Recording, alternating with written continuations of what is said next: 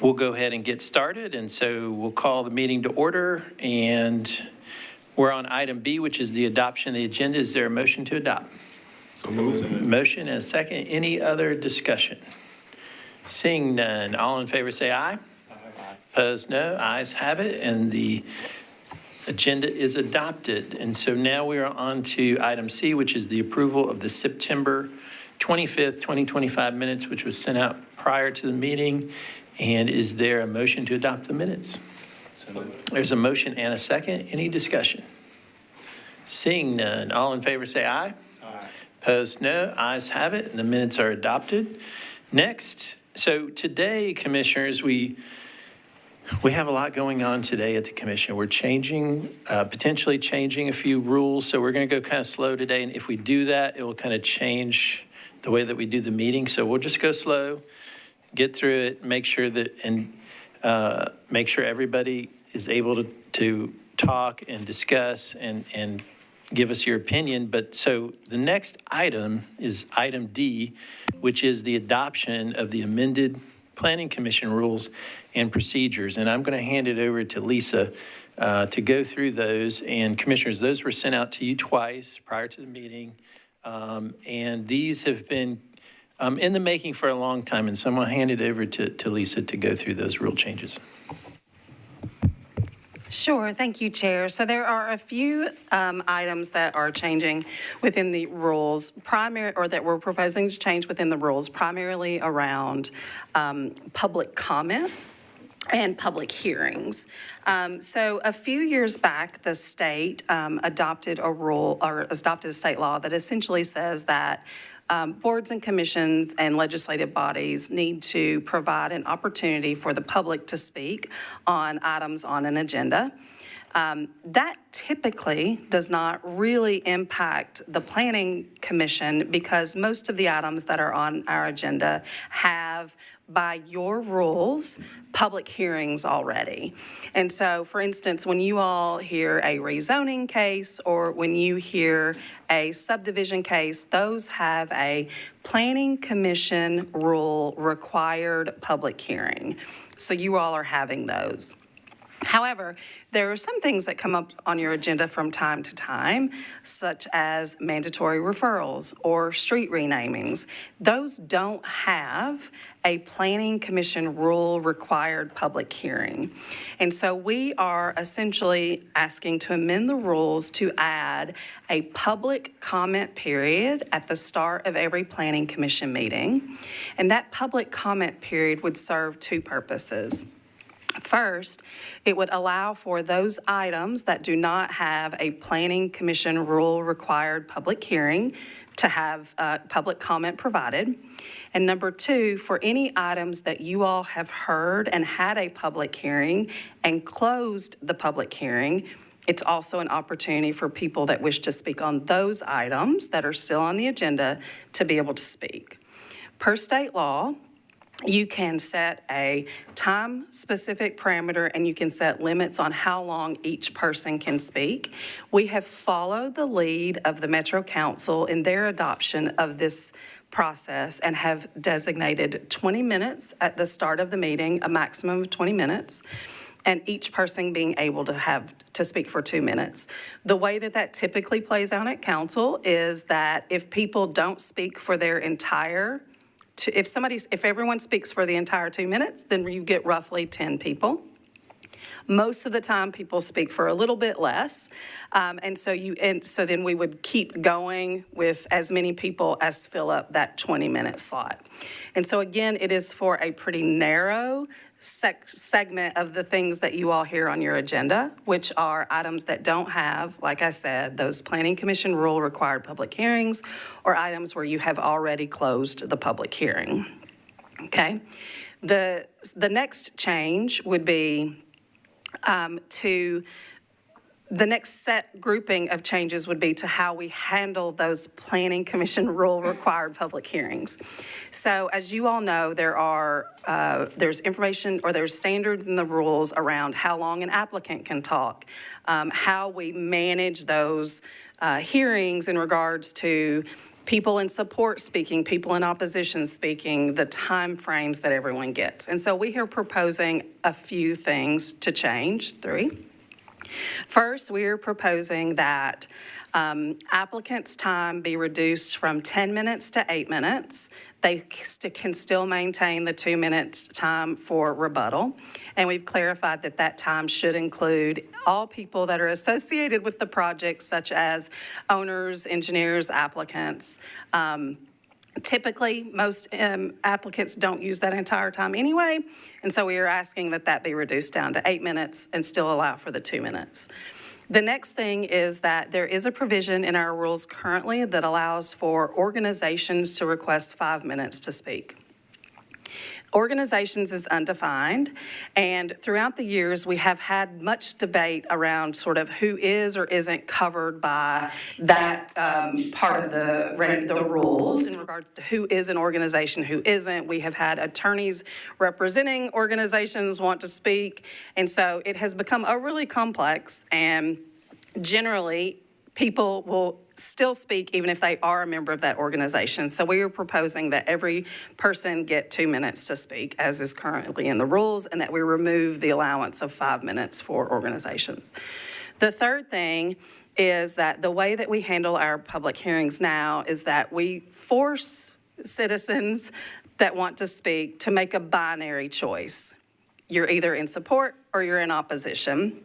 And a lot of the times there's gray, and people want to just provide comment or provide thoughts without having to choose to be for or against. And so what we are proposing is that we would simply open the public hearing, and any members of the public wishing to speak would speak.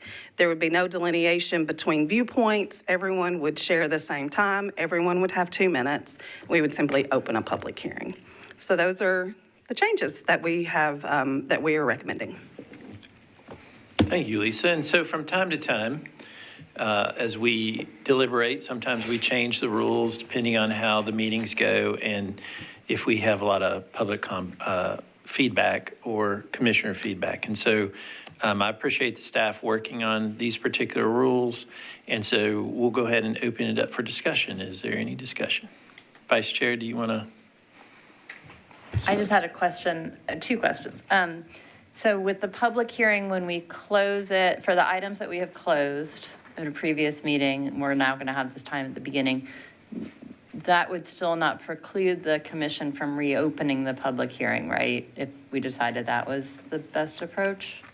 That's correct. It would not preclude that, but it does just provide a designated time for people to speak on those items where you all have already held the public hearing as required by your rules and closed the public hearing. Okay. And then the only other one is technical, the 8 minutes for the applicant, including with 2 for rebuttal. Is that 2 out of the 8, or is it 8 plus 2? They can hold 2 of the 8 for rebuttal. Okay. Thank you. I don't have any other questions. Thank you, Vice Chair. Any other discussion? Director? If I can, the rule would absolutely not preclude the commission from reopening the public hearing, but it is our hope that we can use that time if there are folks who show up, mainly because if you close the public hearing and we advertise it as such, then folks who might be speaking for a project wouldn't know to come because they look at the agenda and it's closed. And so I think trying to set an expectation that generally the commission will keep closed items closed is probably pretty good from a sort of public process, sort of hygiene perspective. But let us know as we go along, and if we have a few meetings and we need to make other adjustments, we can. Any other discussion from the commissioners? So we'll need a motion to adopt the rule. Is there more discussion? Commissioner Dundon. Thank you. I guess I just have a question about the for and against and comment or neutral and how we're just going to put it all in one. I mean, I think it has actually helped me a little bit to have that division. And I guess I'm worried about people providing comments that don't make it clear where they come out on the project. Whereas if they're selecting a bucket, that makes it a little bit more understandable. And then will we have just more questions about, like, thank you for that comment, but I'm not quite sure, are you for or against? Or I'm not saying I disagree with that change. I just wanted to raise that and see if other commissioners feel similarly, or if maybe we could have 3 buckets, or at least maybe ask them to, if you would like to state your opinion before you speak on your pro or for. Sure, and let me, and I can speak to this. So this was a proposal that I wanted to make after reading a few books in my spare time around public hearings and the way that public discourse happens at community meetings and at commission meetings, because, you know, that's what I do for fun. And one of the things sort of noted in a lot of the research is that the way that you set up a public hearing, or the way that you set up comments like that, it can create unwanted bias in the way that you organize it. If you set it up in a way that support speaks first and opposition speaks last, and so that's always the last thing that you're hearing, it can create shades around the discussion that you're sort of not even aware of. It's a bit of an unknown bias, if you will. I think that people can and will continue to let you know their views, but I think also allowing people to have a bit of gray. Some of the other research I read was that if you have a binary choice and you say you are either for it or you are against it, it can even create sort of stronger views than if someone is just allowed to say, I just have questions, or I just have a concern, I like X, but I don't like Y. And so it does provide just for a more natural way for people to talk about projects as opposed to being sort of shoehorned into, you have to pick. It just does allow for just a little bit more of the gray and for a little bit more conversation. If people, of course, can still continue to say, I do not like that thing, and that is certainly welcome. We just would not be making people choose to express that. That makes a lot of sense. Thank you. And that, it is, and Commissioner Dundon, it is a big change for us. I mean, we've been doing this ever since the vice chair and I've been here, well, ever for decades. And so, you know, if we try it out, if we have enough votes to pass it, we try it out, it doesn't work right, or we don't think that any of these rules work right, we can always go back and change them. We have conversations with staff, but when Lisa proposed this to me and then proposed it to the commission, you know, it is a big change, but I thought, you know, that might cool the temperature sometimes, because we do get a lot of heated discussions sometimes, and I always try to cool the temperature down, and because people are very passionate about property and property rights and zoning, and I think that this is an idea that is useful when I thought about it. And Lisa said the same thing to me when I asked her, well, that's kind of a big change. So, but that's very good comment. And Lisa, I don't want to say I'm worried about your weekends. Were you reading those? I'm just joking. No, that's great. Any other discussion? I want to make sure. Seeing great comments, and so we'll need a motion to adopt, Vice Chair. I will make a motion to approve the rules changes, Planning Commission rules changes. And that would be the 4 rule changes, adding a public comment period to the beginning of the meeting, reducing the time the applicants get to 8 minutes from 10 minutes, and they can do rebuttal, which will be part of the 8 minutes. Yeah. And eliminating the 5-minute allowance for organizations. Everybody gets 2 minutes, and opening the public hearing for all comments at once, support, neutral, or against. Correct, all 4. That's a proper motion. Is there a second? Second. Any other discussion? Seeing none, all in favor say aye. Aye. Opposed, no. Ayes have it. And so, Commissioners, that means that we've changed some of our rules. So as we move forward, please make sure that, and I know the team will make sure that I try to follow the rule changes, because we're not used to those. And Lisa, you want to say? Sure, Chair, I did want to just note now for persons in the audience before we get to those items. Items number 1 and 2 have held their rule-required public hearing, and that public hearing has been closed. And so if there are persons that wish to speak on those 2 items, Dustin, standing back here with the clipboard. I think our staff was trying to catch most people as they were coming in, but I did just want to announce, Dustin has the clipboard. You can see him and sign up for those. We'll give a couple of minutes to let that happen, and I don't see anyone sort of moving that direction, and just wanted to make sure everyone understood and had that opportunity. Thank you, Lisa. And that's only for item 1 and 2 that's closed, right? Okay. Correct. Perfect. All right. Dustin will take care of y'all. And so now,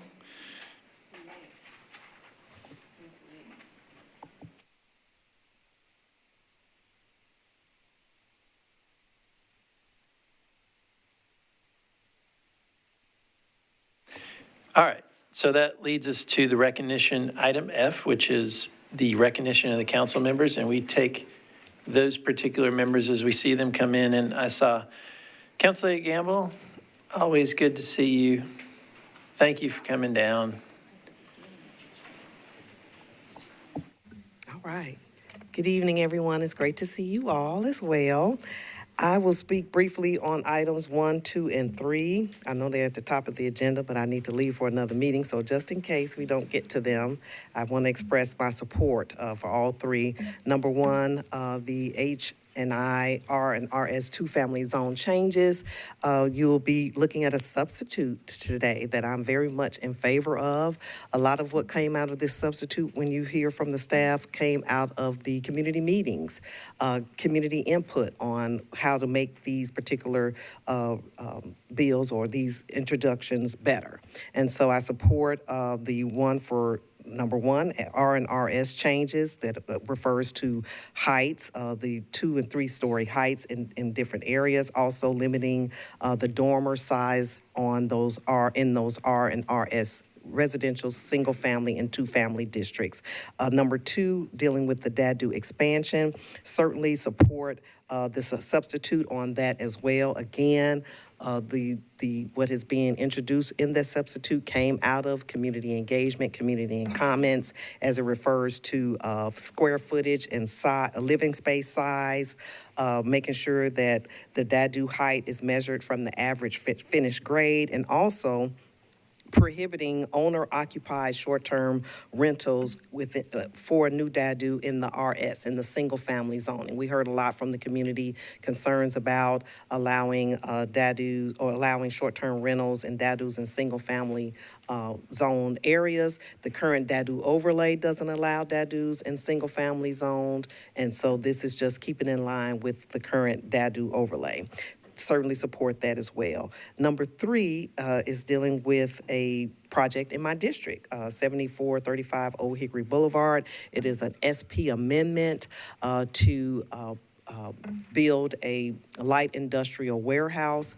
We've had several meetings regarding this with the Whites Creek community, have come to some agreements on conditions, some of which are in the initial amendment and some of which that I'll be adding on the council side. We just had a meeting on Monday, and so there wasn't enough time to get those newer conditions that we discussed that refer to trees, also refers to community benefit that the developer will provide for the community, but we'll take care of those conditions on the council side, but certainly support the work of the staff, and thank you all for your hard work on all 3 of these. Thank you. Thank you, Councilor. We really appreciate you coming up. All right. I saw Councilman Coopin. Welcome.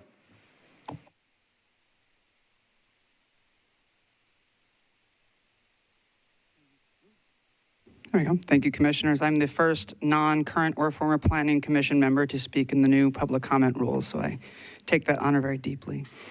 But appreciate y'all being here and all your hard work. As always, great to be before y'all.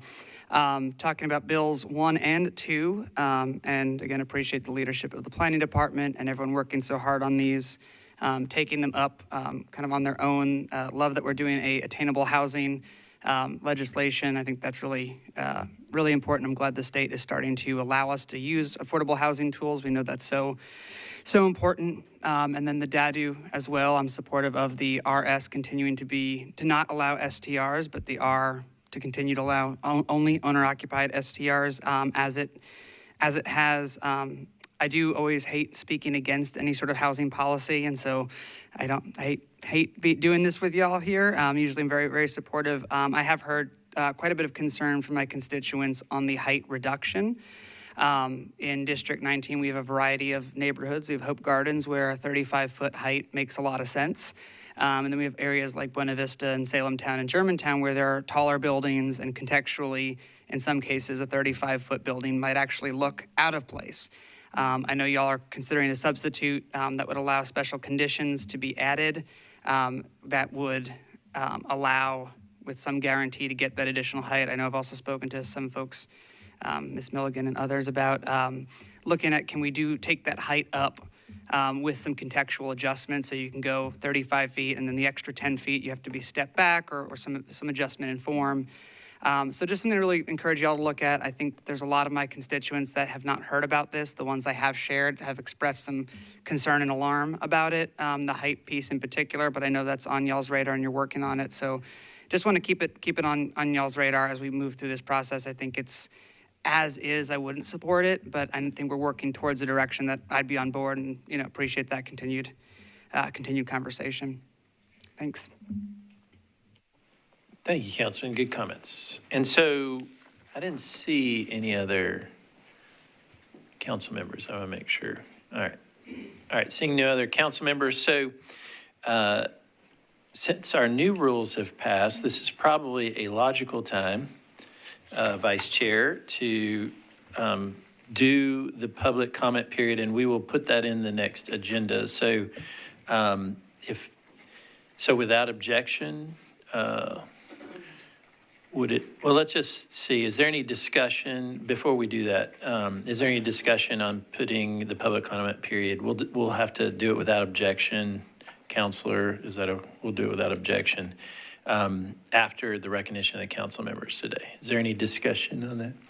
All right, so without objection, we'll go ahead and do the public comment period at this time per our new rules. And so we have the way we're doing this is we have the sign-up sheet, and we're going to allow 2 minutes, and the 2 minutes is on the screen, and so you'll have to come up, and I'll call everybody up, and if you would tell us what you signed up for. They're all on items number 1, and so we have Brian Newman. Come on up. Chair, we might want to encourage everyone to line up so that. Oh, yeah, so we have Brian Newman, Derek Lyle, and Gabriel Tanqueray. If you all line up, that'd be great. Sorry, I'm butchering names. I knew this would be a great idea. All right, go ahead.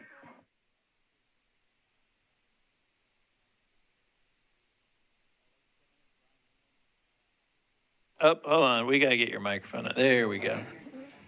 Thank you again for the audience tonight. My name is Brian Newman. I've lived in the Salem Town neighborhood for going on 17 years. I'm here today to respectfully urge you all to vote against the proposed blanket height restriction and the otherwise well-intentioned bill that you guys talked about during the last public comment period. I chose to live in Nashville's urban core because of the tight-knit community, the walkability, and the diverse perspectives that make our neighborhoods in Nashville vibrant and different from the suburbs. I want to raise my family in that environment. I want my children to be able to go to Nashville public schools, but this bill would really make that increasingly difficult. I think reducing the allowable building height across the board, particularly in these urban neighborhoods that have very small lots, would severely limit the square footage and the yard space needed to comfortably house a family on these narrow lots. It'd also drive up the cost of the limited housing stock that can still accommodate families, which would price many of us out that have been here for a long time and can help see the neighborhood grow. I just strongly encourage you to reject the sweeping citywide change. Instead, let's empower the neighborhoods, the residents, the council districts, those who know our communities best, to shape the development in ways that reflect our character and meet our needs. At the very least, I feel like an amendment excluding the urban areas where narrow lot sizes prohibit building short and wide seems like a logical compromise. And just one additional comment on the substitute ordinance that I think is going to be unveiled here tonight. I think the fact that between the meetings that we have a substitute bill that hasn't been open for public hearing shows that it really shouldn't be approved here tonight. I mean, proper respect to the process and public input should be shown to any bill, especially those that affect the entire city like this. So I appreciate you guys hearing me out, and thank you for your time. Thank you, sir. Next, we've got Derek. Yes. All right, welcome. Thank you, and thank you all. Appreciate all your service. My name's Derek Lyle. I am a Nashville native and real estate developer. Named my company Place Development when I started 13 years ago because I care about creating great places, good walkable neighborhoods. You're not going to find anyone more pro-housing, pro-density in this room than me. With that being said, really discouraged to have to get up and talk against what is an otherwise good bill, just because of this height restriction. Like Brian mentioned, in Salem Town, we've got a variety of building types. I'm a mid-block lot. I can see 4 different townhome developments that are 3+ stories in height. There's an apartment building down the street that's 4 stories. We've got multiple 3-story houses on our block. It doesn't make sense to me that I should, if council adds in the substitute, the ability to go to the BZA, doesn't make sense to me that I should have to go back to the BZA just to try and claw back my rights that I have today, just to try and keep those. Because that's not a guarantee. We know how all those go. And so really just, I hate to see this kind of muck up otherwise good legislation. Would love to see this portion of the bill pulled out, maybe take it and narrow it down to neighborhoods where we think it is more appropriate. It's not appropriate in neighborhoods like Salem Town, historic Buena Vista, other urban walkable neighborhoods where my block is almost all 36-foot wide lots. We would have to build deep houses. That's not good. There's no natural light. It's just not a good option. So thank you all. Appreciate all your work and all your effort on our behalf. Thank you, Mr. Lyle. Welcome. Hello, everyone. My name's Gabriel Tangway. Tanqueray was very close. Thank you so much for giving me the opportunity to speak here today. So I want to start out by saying that planning is a great department and commission filled with passionate people, and you have a unified goal. You're addressing the housing crisis head on, and I deeply appreciate that your aim is to solve it logically and thoroughly. I'm also a believer in the right to have a roof over your head, and that the solution is building up and not out in a booming city with respect to the neighborhoods. Many arguments, especially last night, that I heard against these bills, excluding those heard tonight, are also made in bad faith and come from a point of rage, which is not a way forward. However, although the zoning bills are well-intentioned, I think planning is putting the cart before the horse. The infrastructure studies are not complete, and transit is not where it needs to be, both in terms of the infrastructure for transit and overcoming the social bias against ridership in Nashville. Also, as I understand it, although you've had public meetings and are starting to do major combined outreach to many districts, there's only been about 1,300 people engaged in the discussions with these bills. For comparison, you connected with about 40,000 people when you did Nashville Next. On that last point, I completely understand that you are not going to please everybody, and anything that you do, especially when it comes to housing, you'll run into a lot of opposition. We live in a pretty individualistic culture as well, so socially that's a hurdle. However, there needs to be more public understanding of the merits of these bills and a more complete runway to land this plane. I agree that something needs to be done, and soon, to meet the challenge of housing people in this city in a way that is not only more affordable but fits within the character of neighborhoods. But in my opinion, these changes are being created in too much uncertainty and with too many loose ends. Thank you so much. Thank you. All right, seeing no one else wishing to speak during the new public comment period, we'll go ahead and move on to the next item. I declare the public hearing closed for that portion of the meeting. And then now we're on items G, which is the items for deferral withdrawal. Go ahead. Okay, our items for deferral or withdrawal tonight is starting on page 4 of your agenda. Item number 4, 2024 SP 060001, 1609 4th Avenue North. Staff recommendation is to defer indefinitely. On page 5 of your agenda, item number 7, 2024 S 139001, Schular Clarksville Highway. Staff recommendation is to defer to the November 13th meeting. Item number 8, 2025 S145001, re-subdivision of part of Lot 40, Plan of Clifton. Staff recommendation is to defer to the November 13th meeting. Item number 9, 15473P001, Thieneman Townhomes Amendment. Staff recommendation is to defer to the November 13th meeting. Item number 10, 2025Z016PR001. Staff recommendation is to defer to the November 13th meeting. On page 6 of your agenda, item number 11, 2025Z076PR001. Staff recommendation is to defer to the November 13th meeting. Item number 15, 2022 SP 030004, 930 McFerrin SP Amendment. Staff recommendation is to defer to the November 13th meeting. On page 7 of your agenda, item number 16, 2024 SP 053003, 516 Meridian Street SP. Staff recommendation is to defer to the November 13th meeting. Item number 18, 2025 SP 045001, 515 Anderson Lane. Staff recommendation is to defer to the November 13th meeting. Item number 19, 2025 SP 047001, 919C Gallatin Avenue. Staff recommendation is to defer to the November 13th meeting. On page 8 of your agenda, item number 22, 2025 S154001, 0 Whites Creek Pike. Staff recommendation is to defer to the November 13th meeting. And that concludes our items for deferral or withdrawal. Thank you, Matt. So commissioners, let's make sure you guys keep me straight on these. So these are the following items for deferral or withdrawal, and that is items number 4, 7, 8, 9, 10, 11, 15, 16, 18, 19, and 22. Is that correct? That is correct. All right, commissioners, you've heard the items for deferral withdrawal. Is there a motion? There's a motion and a second. Any other discussion? Seeing none, all in favor say aye. Aye. Opposed, no. Ayes have it. And we are on to item H. Matt? Okay. Items noted on tentative on consent will be read aloud at the beginning of the meeting to determine if there is opposition present. If there is opposition present, please raise your hand and the item will be taken off the tentative consent agenda and placed on the agenda to be heard in the order in which they are listed on the agenda. If no opposition is present, the item will be placed on the consent agenda. As noticed to the public, items on the consent agenda will be voted on at a single time.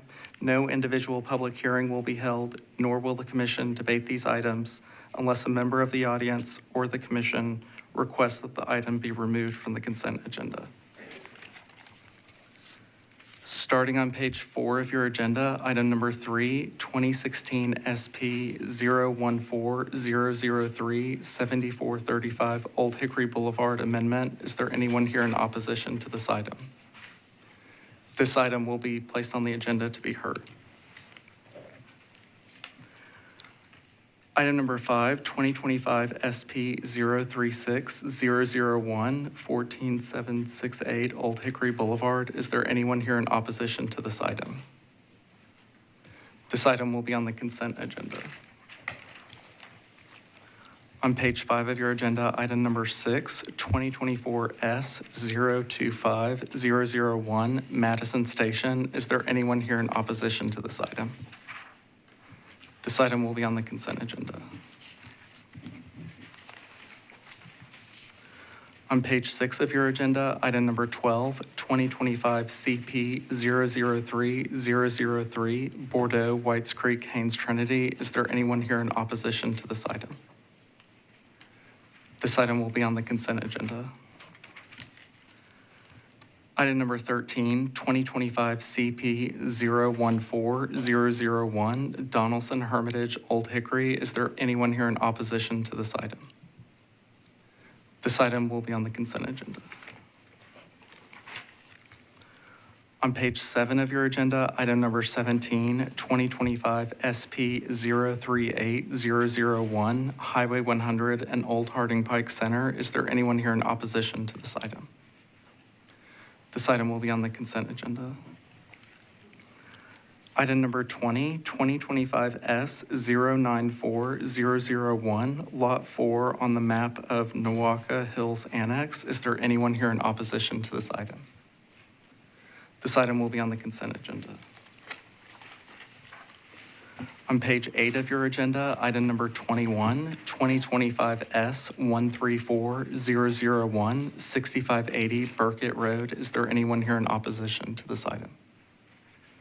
This item will be on the consent agenda.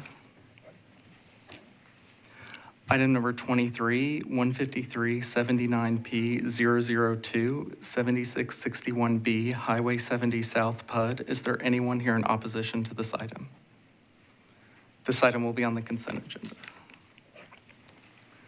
Item number 24, 6177P 005, 201 Gifford Place PUD Amendment. Is there anyone here in opposition to this item?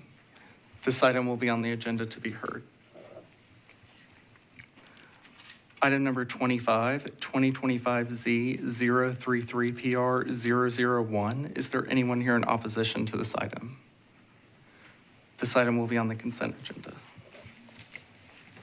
On page 9 of your agenda, item number 26, 2025Z 081PR 001. Is there anyone here in opposition to this item?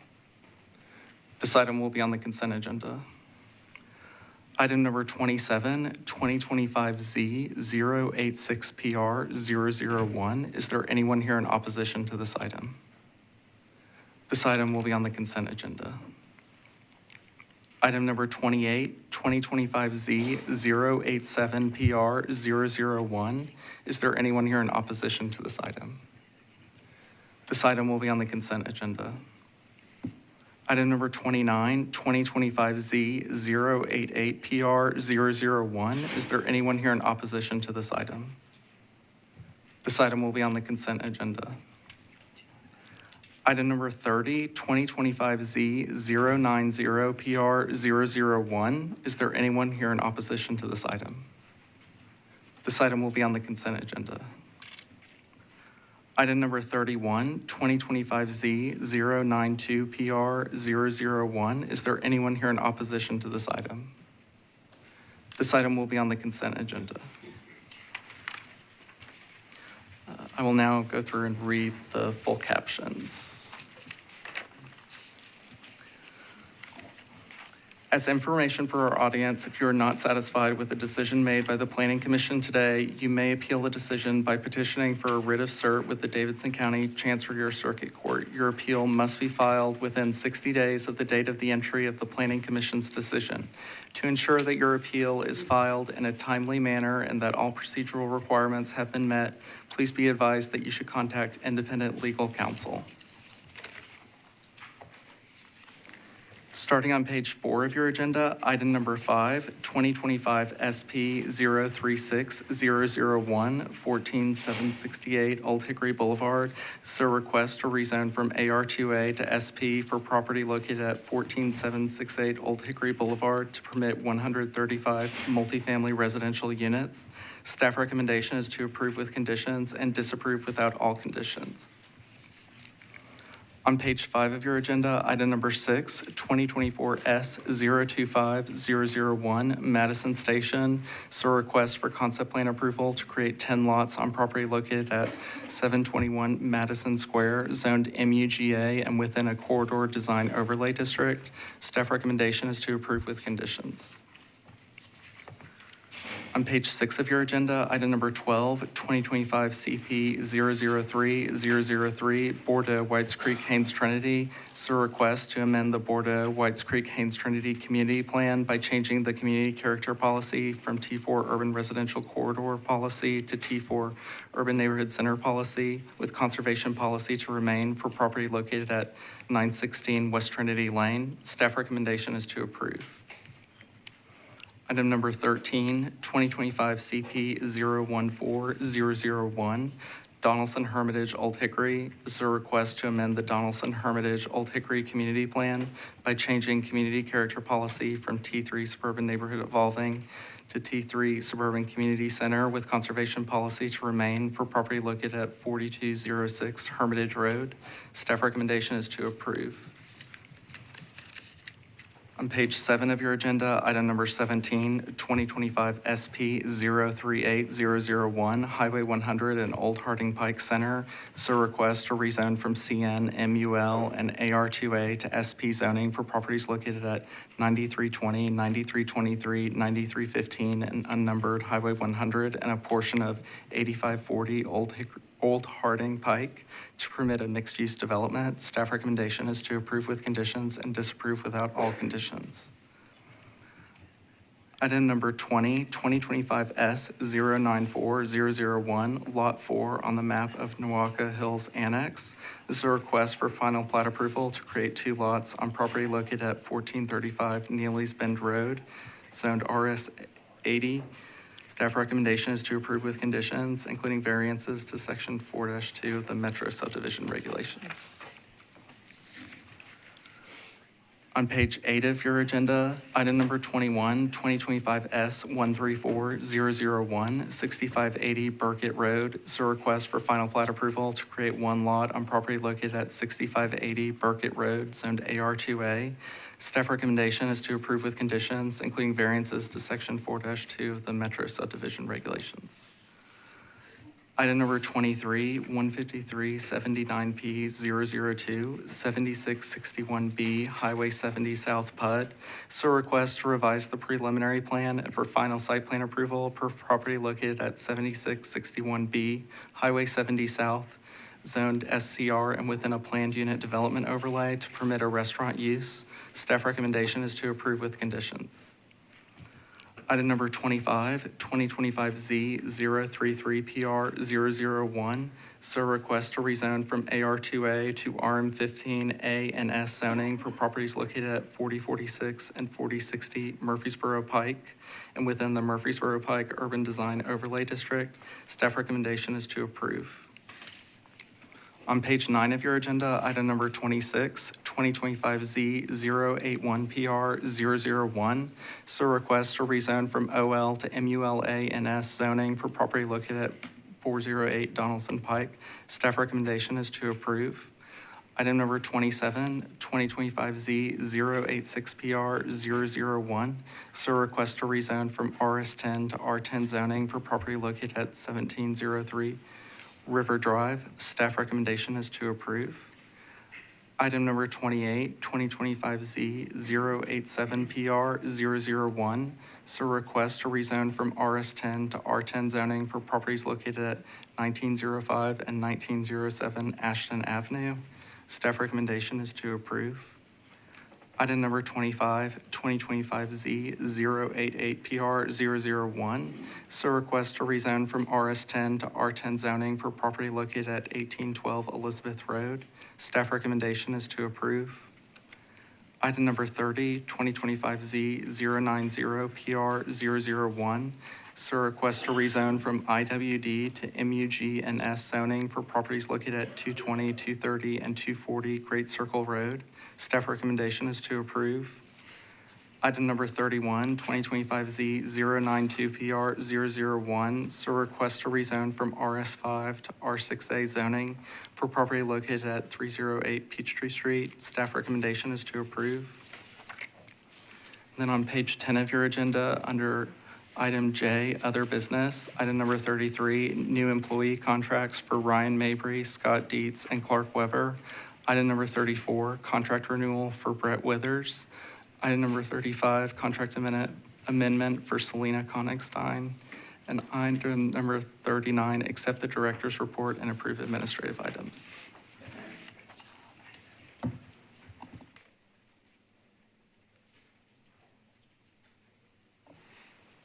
Matt, and let me ask you a question. On item 29, but there's both item 25 and 29, correct?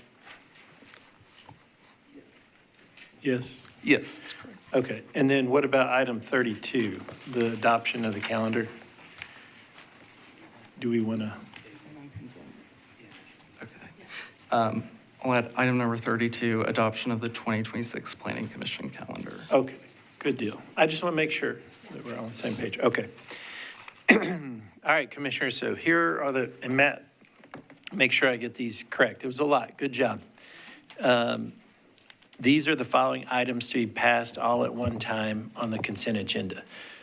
And it's items number 5, 6, 12, 13, 17, 20, 21, 23, 25, 26, 27, 28, 29, 30, 31, 32, 33, 34, 35, and 39. Is that correct? That is correct. All right, Commissioners, you've heard the items to adopt all at one time on the consent agenda. Is there a motion to adopt? There's a motion and a second. Second. Any other discussion? Seeing none, all in favor say aye. Opposed, no. Ayes have it, and all of those items are adopted. And so what that means is that we are going to be considering items number 1 and number 2 without a public hearing, and items number 3, 14, and 24 as a public hearing. So we're considering 5 items. And if everybody would quickly exit the room, and we'll go ahead and, we really appreciate you coming down and not trying to kick you out, of course. If you'll get out of here. No, I'm just joking. Thank you, everybody, for coming.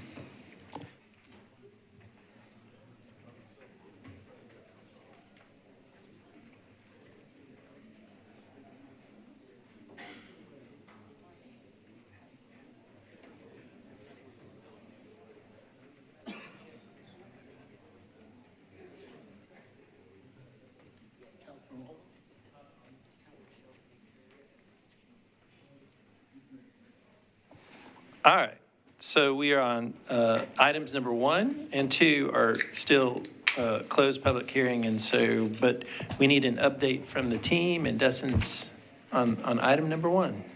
Go ahead, Dustin. Dustin Shane, Staff Planner. Item 1 is a text amendment related to the Housing and Infrastructure Study dealing with R&RS zoning districts. So quick background, Phase 1 in March recommended looking at these districts, and then Phase 2, the June recommendations memo identified improving the design quality and simplifying requirements for two-family homes in these districts. So just a quick refresher on the text amendment before you. Its 2 main purposes were to establish more compatible height standards by reducing in most of the R&RS zones from the max height from 3 stories to 2.5 stories. And then it also simplifies two-family use permitting so that two-family uses would be permitted in the 1 and 2 family zoning districts. Currently, there's a lot of confusing requirements as to whether you're allowed to do a two-family use in these districts. So just to clarify though, too, again, two-family usage would still not be permitted within single-family zoning. The ordinance was discussed at the September 25th Planning Commission meeting. A public hearing was held and closed, and this item was deferred per the rules and procedures. A question was raised about the new height standards, whether they were appropriate in all cases or if additional conditions should limit their applicability. So in thinking about this, we went back to Nashville Next. The plan emphasizes transitions in height and density that decrease as you move away from corridors and centers. The areas affected by the new standards are generally interior neighborhood districts where compatibility and sensitivity to infill is most critical. So the new height standards before you are meant to complement the neighborhood maintenance and the neighborhood evolving policies, which they're usually paired with. They're meant to ensure more predictable infill within these neighborhoods, and then also to maintain scale relative to Nashville's existing housing stock, which is majority 2-story.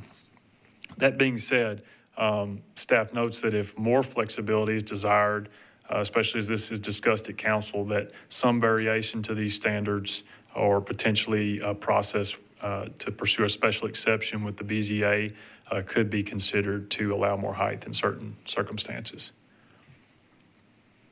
Some changes to the legislation. So during the deferral period, the feedback from the commission and community indicated that there were some changes needed. So we looked at it and added a definition of footprint. That's a term that's in the code now and in the ordinance defining that. Further defining half stories that we're proposing here to prevent oversized dormers so that this height, new height standard would act more like we want it to. And then clarifying a height measurement that's currently in code that would conflict, and then clarifying that maximum height be measured to that roof ridge line. So with what I've outlined here, we're recommending disapproval as filed and approval with this substitute. This is ready for your recommendation after the deferral from September 25th, and the council public hearing is scheduled for November 4th. Thank you.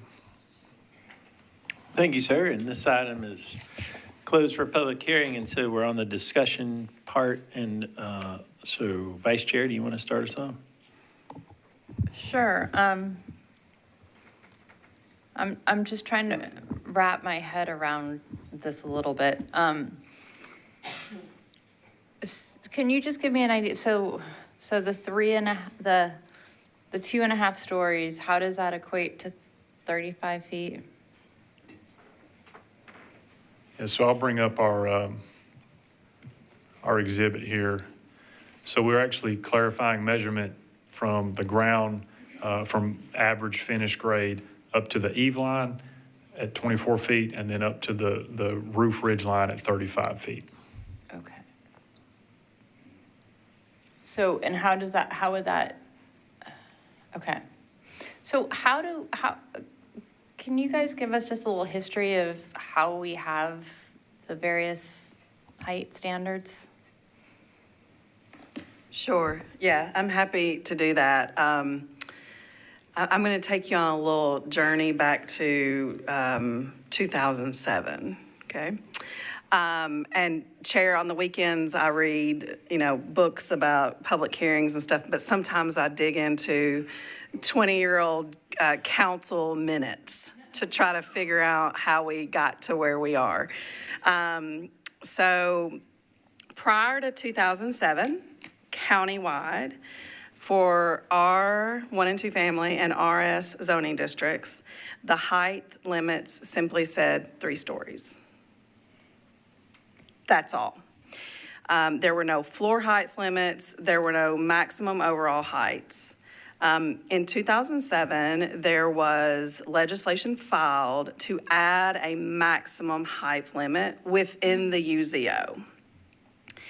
And so when I found that legislation, I wanted to understand sort of where it came from and how it was, why it was suddenly filed. And so I dug around and did some research and figured out that the bill was filed in response to a proposal for a relatively tall single-family house on Love Circle.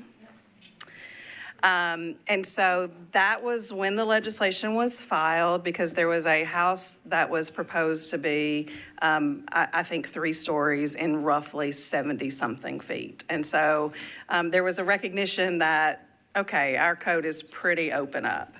So when the legislation was filed, it was filed to limit the heights to 35 feet. And so I thought, well, that's interesting. But then when it was ultimately adopted, it was the current language that we have within the UZO, which is 3 stories and 45 feet plus an exposed basement of 7 feet, which can get you up to 52 feet. So then I was like, hold on, how did we get from what was filed to what was actually adopted? And so I looked back through old Planning Commission meeting minutes and found that the version that the Planning Commission reviewed and made a recommendation on was the version that limited the heights to 35 feet.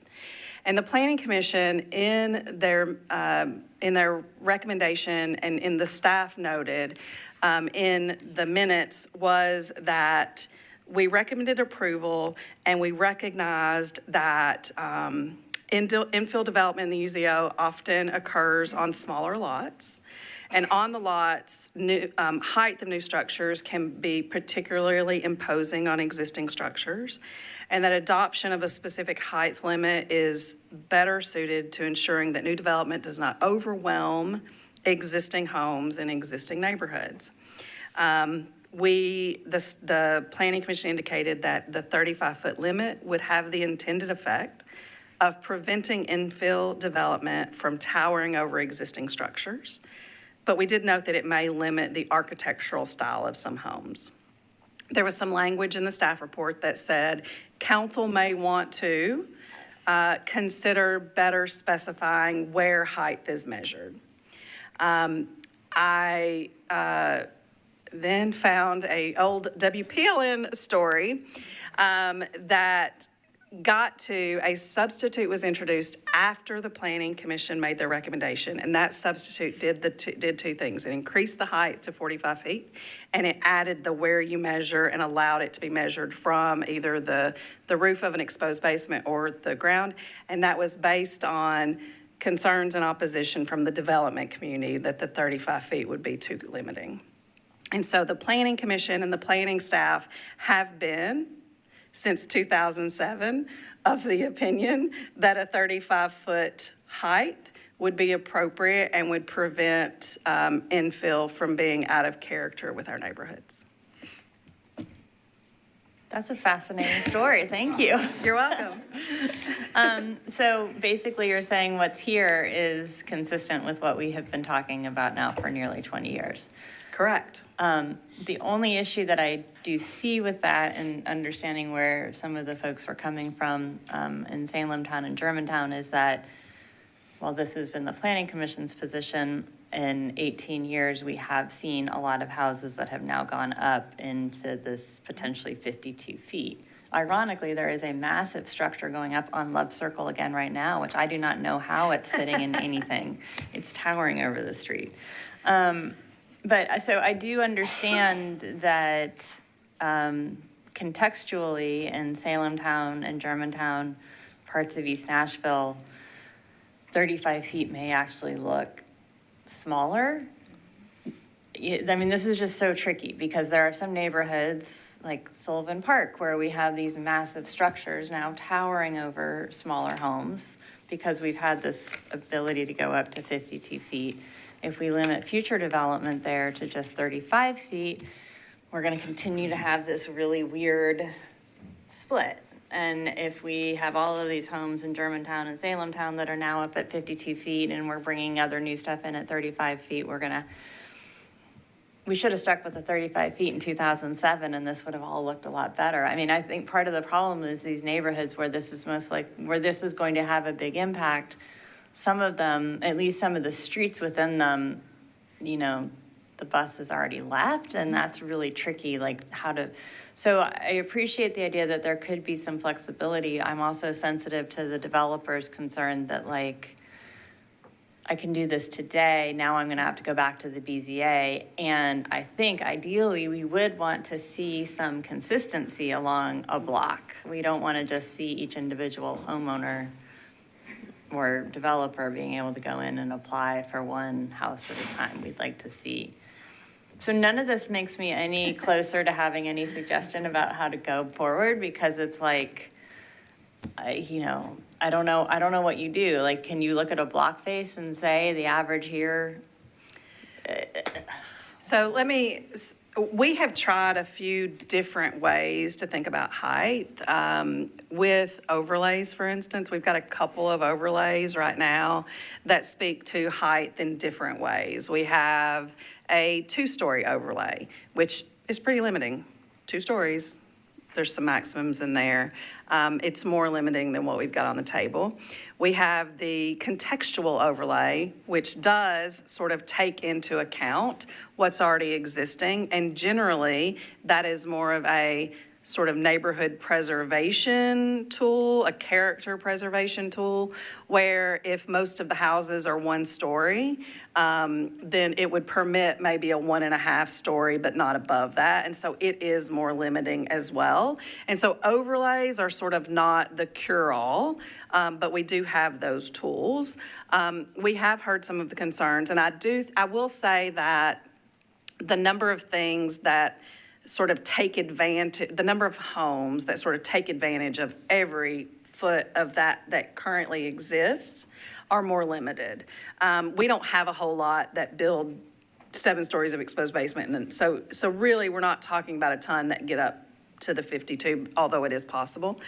And I did, I have spoken with Councilmember Coop and some, and I've had some of our teams go out and measure some existing houses, and we've really tried to look at and get a good idea of what's being built. And we've done some surveys in some neighborhoods and say, okay, of everything new that's built, how much is 3-story, how much is 2-story? We're still finding that more is sort of 2, 2.5 than 3. One of the things that we've written in, and we're not recommending a substitute to you all that changes the proposal above 35 feet. But what we have recommended is that if you all adopt this, that you all include in your recommendation the ability for council to consider to continue the conversation to some degree. If council says 38 is really or 35 is really too limiting, 38 would be better, then we would say you all should give some flexibility to do that. I also would suggest that in some other districts, we have found that the utilization of a special exception, if there's 10 lots on a block and 9 of them have developed with 3 stories and there's one that hasn't, there would be an opportunity for that person to sort of go to the Board of Zoning Appeals, and we utilize that special exception tool for some of our existing mixed-use districts, which will allow for some additional height. It's a different threshold than a variance where you actually have to prove a hardship. So it's not the same as approving like my lot's too narrow or whatnot. It's more about what's around you or everything. So that would be a cleaner path for someone to be able to take, should they choose it. So we would suggest that you all sort of said if council wants to consider those things, they can. So that I would be okay with, except with your history lesson. That gives me a little pause too. Well, and it could be that you say if council would like to consider adjustments up to a certain height, like that we wouldn't be comfortable going over 40 or whatever it might be. I think you all could put limits on it too. Okay, well, I think I am very curious to hear, I don't know if Commissioner Henley is recused on this one? He is, okay. So for those. Yeah, I needed to mention that Commissioner Okay. Henley is recused. So Commissioner, I will be interested to hear from Commissioner Smith and those that build. But I think, I have a little trepidation about this as a county-wide. But I also know this is so critical for managing the development pressure that and the growing pains with our growth too, to address this concern with height. So thank you for letting me ask all those questions. Thank you, Vice Chair. I have the same concerns that you have. I'm going to hand it over to Commissioner Smith. Do you want to go? Your name was called, and then we'll go from there. I'll try it. I'm roughly in the same boat. I think it's a good overall amendment change holistically. The height standards wasn't my favorite part of it. I thought in a lot of cases it might push in an R district, it might push redevelopment towards 2 homes instead of 1 gigantic home, which I think is probably worthwhile. I think on some of the narrower lots, that same pressure probably isn't there. I would be in favor of some sort of contextual relief, but that's difficult because it's just subjective by nature.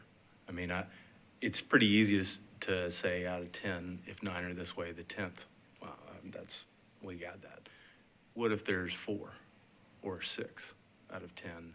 Then all of a sudden, what is the true context? Which is just say I sympathize with staff and I guess with us because there's not a great silver bullet there. I'm generally in favor of more flexibility, a little less proscription in these things, as long as it's accomplishing the goals that we want. But I don't have I thought about that. Having some amount of flexibility, like I think Ms. Milligan said, I doubt 52s have seen a whole lot. The 7 basement is, I'm sure, applicable some places, but not a lot. And if you get to 45 feet, if we keep it at 45 feet, that's kind of defeating the entire purpose of that standard change. I don't have a good answer. I would be happy to recommend it with flexibility and encourage flexibility if our esteemed council leaders can come up with a good method. But I'm a little stumped on exactly, because I don't know that I'd say, well, I'd recommend 38 feet, just because I don't know how that's different than 37 or 39. So I would love to hear other people speak. I think our director, before we'll get into discussion, but I'll get Councilman and then Real quick, Commissioner Lisa, Dunn. just because we don't always work with the BZA, can you describe very briefly the special exception process one more time and what that standard is? Sure. So currently for some mixed-use districts, we have a standard in there that essentially says, let's say the height is a maximum of 3 stories and 45 feet, and then you have to have a step back, and then you can go taller. There's language in the code that says you can go to the BZA and ask for a special exception to that height, which allows you to maybe go taller or penetrate that height control plane. That's specific to those uses, so we would have to make it specific to this height. And then what it is essentially you go and you make your case to the BZA to say, like, this is what is unique about, or this is why it makes sense for mine to be taller. And if it's in a historic district, you would get a recommendation from historic. If it's not, you would get a recommendation from planning. And planning in those cases makes a recommendation of the Board of Zoning Appeals. And we speak to things like the policy, the community character, the existing context, and we will give a recommendation to the BZA on those items. And so they are frequent. They have them, they're pretty frequent. It's not unusual for them to have those. It happens a lot with our commercial services districts where they allow unlimited floor area for residential, but they also have some really restrictive height standards where height kind of sort of ends up pushed away from the street. And so it's not unusual for folks to come in and say, I need a special exception to shift that height. And so it just allows some flexibility within the context and with a recommendation from planning staff to the BZA. And Lisa, remind us Yeah. kind of the process and how long it takes to get through the BZA. Is it a 6-month process, a 3-month process? What's the usual time frame to delay a project? I am not sure. I know our process really well. If you give me a couple minutes, I can look it up. That'd be great. Thank you. All right, Councilman Horton. Thank you, Chair. I think I agree with the sentiments expressed by Vice Chair Farr and Commissioner Smith on this. I think it's important that we provide both predictability and compatibility in these residential zoning districts. I think currently this proposal proposes doing that in 2 ways, 2.5 stories within 35 feet. I think to take those each at a time, I think if our goal here is to address the aesthetics and appearance of the outside building, I question why we govern what's going on inside the building. If my thought is to govern the outside of it and then give the home builder or the future occupants sufficient flexibility to design the interior of it however they want. What do the neighbors care if they have 3 stories or 2.5 stories or 4 stories, depending on however the architect can design it. So I think I'd be in favor of getting rid of the floor requirement entirely as part of this, or at least give the council flexibility to remove the floor requirement without it becoming a disapproved bill. With the overall height limit, I think I agree again, both with Commissioner Farr and Smith. I think 35 feet can be contextual in, say, the nation's neighborhood, which is what we selected for our UDO that recently passed.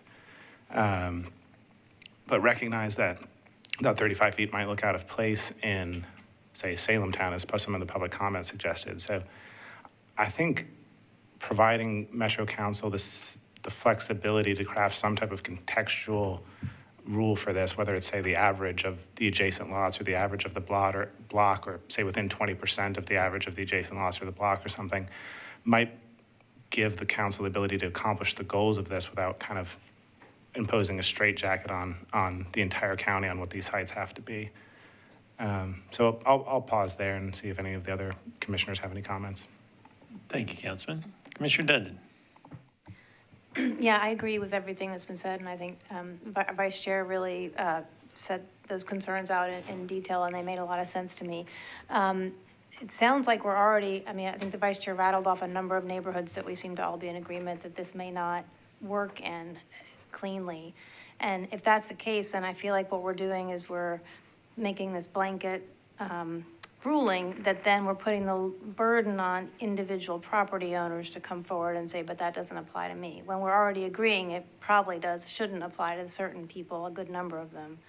But we're putting that burden on individuals to come forward to make that change, as opposed to something written in the rules already that would allow them to have that flexibility. So I think I like the suggestion of some sort of flexibility that's written in that would, as much as we can, take the burden off all the individuals in these neighborhoods that we're already saying this may not solve the goal of preventing infill that's not contextual, because these neighborhoods have already changed. So again, I don't know what the exact answer is, but I like the approach of some flexibility written in that to the extent we can, does not put the burden on neighbors that, or at least a substantial burden on neighbors, on individuals to have to petition or go to BZA to allow them to get that height limit. So that's all I have. Thank you, Commissioner.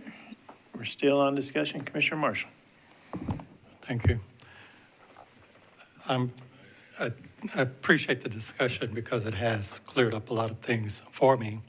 And so I do think I hear that if we build in the exceptions that an individual can go through, especially with the Board of Zoning and Appeals and anything that the council could do as well, if that's the case, I would be inclined to be in favor, of this particular proposal, as long as they have that flexibility in it. Thank you, Commissioner. And any other discussion? I have one more. Yeah, Vice Chair. I think that if we're going the path of, I'm interested in the idea of 3 stories, or saying the height is 35 feet. I'm a little bit worried about not providing some more structure to council about the negotiated flexibility. I mean, in terms of like how we would go about making decisions on when a block makes sense to be considered for, greater heights. I feel like that truly is more of a planning decision. And so that makes me a little bit nervous not to have some guidance for that. So I don't exactly know how to manage that.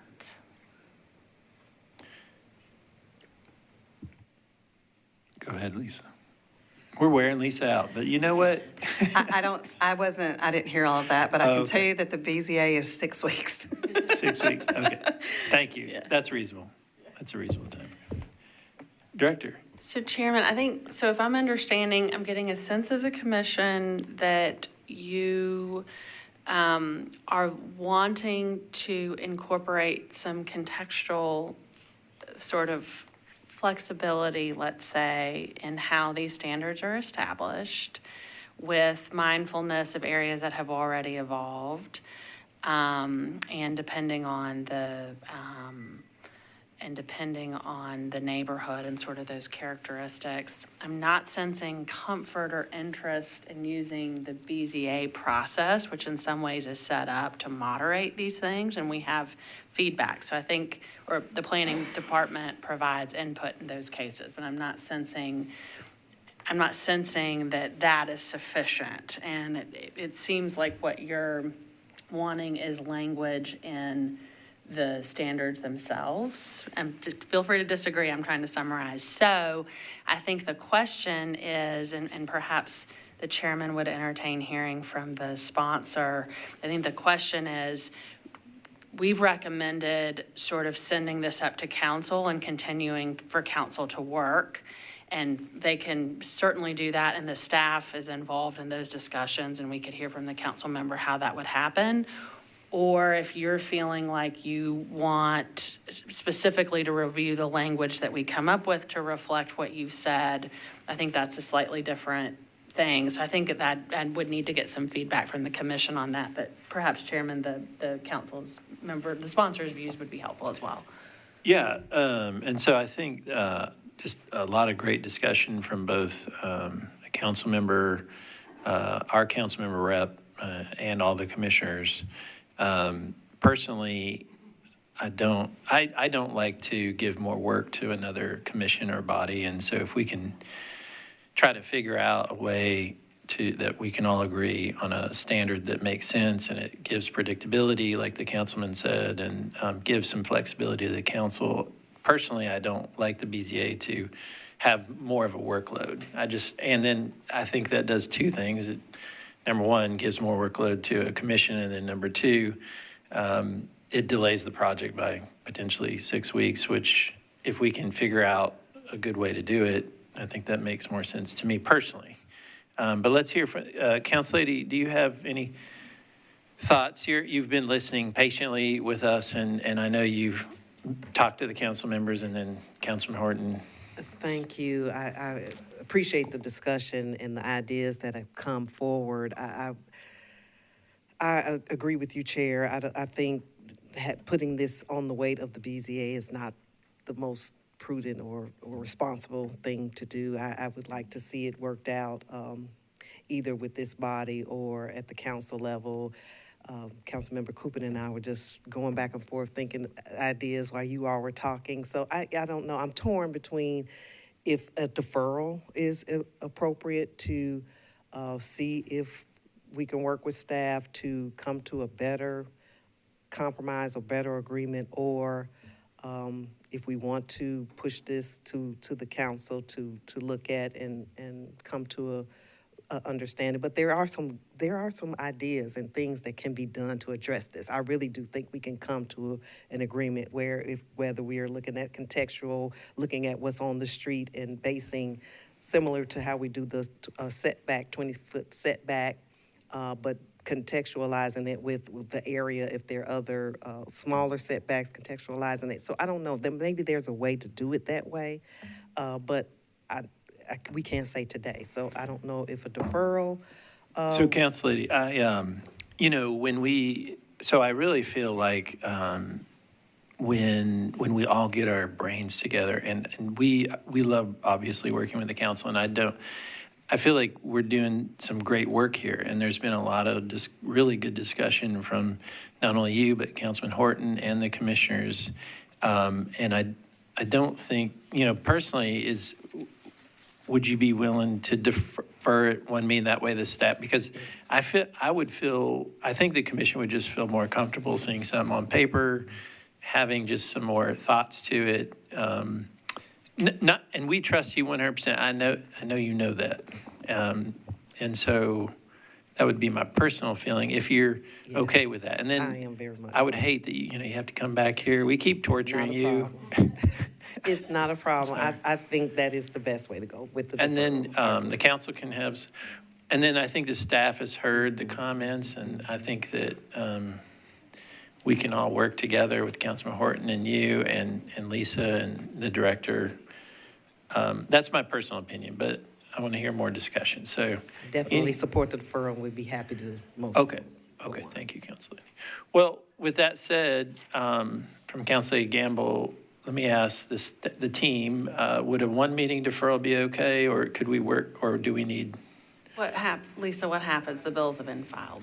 Yeah, So we're in that most difficult and joyous time of year where we only have one planning commission meeting a month. So our next meeting is November 13th.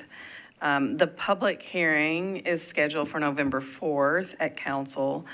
And if it could go forward at public hearing and second reading, and you all would still have a opportunity to consider it in advance of third reading, and zoning bills, unlike other legislation, can be amended up to third reading. So a one meeting deferral is pretty fast for us to try to come up with a solution, but it doesn't change the legislative track that the bill is on, if that is a consideration. okay, and Council Lady, would that be okay with you, would that? Or let's, Councilman Horton, what do you think? What are your thoughts, Councilman?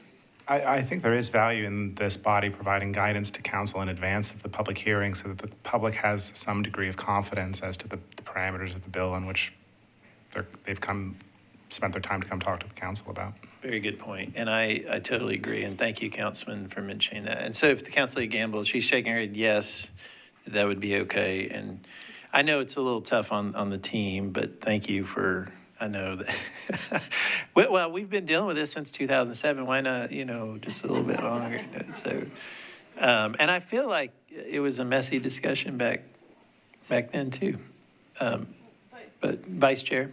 I'm just trying to clarify, so to accomplish the goal, because I agree with you completely that before you have the public hearing at council, they should have the legislation in front of them. They shouldn't be looking at this.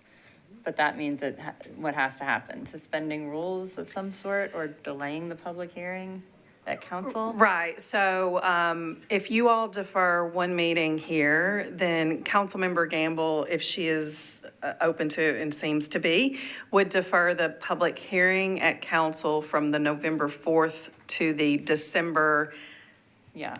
council public hearing, which I think has to move because of an election, but it still would be the first meeting of the month in December. I'm just not certain of the exact date. But she would defer the public hearing at council 1 month. And so that would allow you all to then hear it again on the 13th and to make a recommendation to council in advance of them hearing it at a public hearing. You could only defer at one meeting though, because our next meeting is then in December, because we only have one meeting in November because of Thanksgiving. So the question is, can you guys turn something around? We will. I mean, yes. We will. Okay. And I mean, I would still be comfortable saying this is the default. And then, within, whatever the contextual options are, if there's two houses on either side that are already up at the 50 feet, then you allow that third house in the middle. I don't know how you do it, but this can be the default, but something else for some of those neighborhoods. And it wouldn't have to be as broad as saying all neighborhood involving. You can go higher. It's Councilman? tricky. Yeah, you're recognized, Councilman. Thank you. I think in order to give staff some guidance on what we're looking for in advance of the next meeting,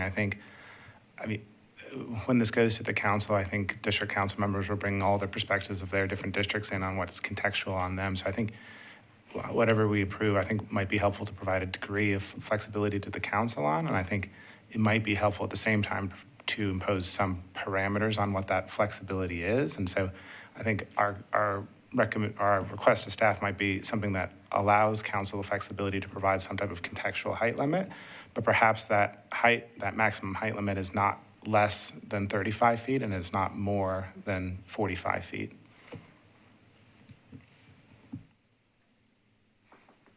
I think that's a good start. And I know we're trying to limit But I think between the staff and the council members and getting us a substitute by then with something that is a little more concrete without going to the BZA all the time, maybe some of the time, but not all the time, would be great. And I know you guys can figure this out. But Councilman, that's a very good comment. Any other discussion? Yeah, Commissioner Smith. Can we, in our eventual motion, try to give guidance to BZA? Or, for instance, I think I'm, with the two last people who spoke, took the words right out of my mouth, some, kind of like we do setbacks, contextual setback. Here's a minimum, up to another 10 feet, depending on however many closest to you. But some will end up in BZA. Anyway, is it proper or allowed for us to say, we'd like BZA to look favorable, take into account, lot width, contextual height, step back in architecture, something along those lines? I think what I would suggest is that if we are looking for, there seemed to be, I think, some concern from the body as a whole into the BZA route. So I think what I would suggest is if we come up with, and when we come up with a solution that is contextual in nature, then we would take the special exception option off of the table. We wouldn't do both. If the special exception option was to provide that flexibility, and so when we find a solution, then I think we would take that off the table.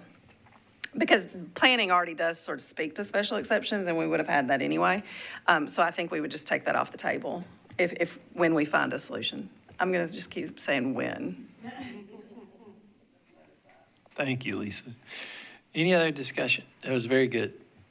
All right, we'll need a motion to defer one meeting, if that's, Vice Chair, you want to do? I will happily make a motion for a one-meeting deferral to November 13th. Councilman, seconds. All right, there's a motion and a second. Any other discussion for one deferral motion on item 1? Seeing none, all in favor, say aye. Aye. Opposed, no. Ayes have it, and item 1 is deferred one meeting. Maybe we'll have better luck with item 2.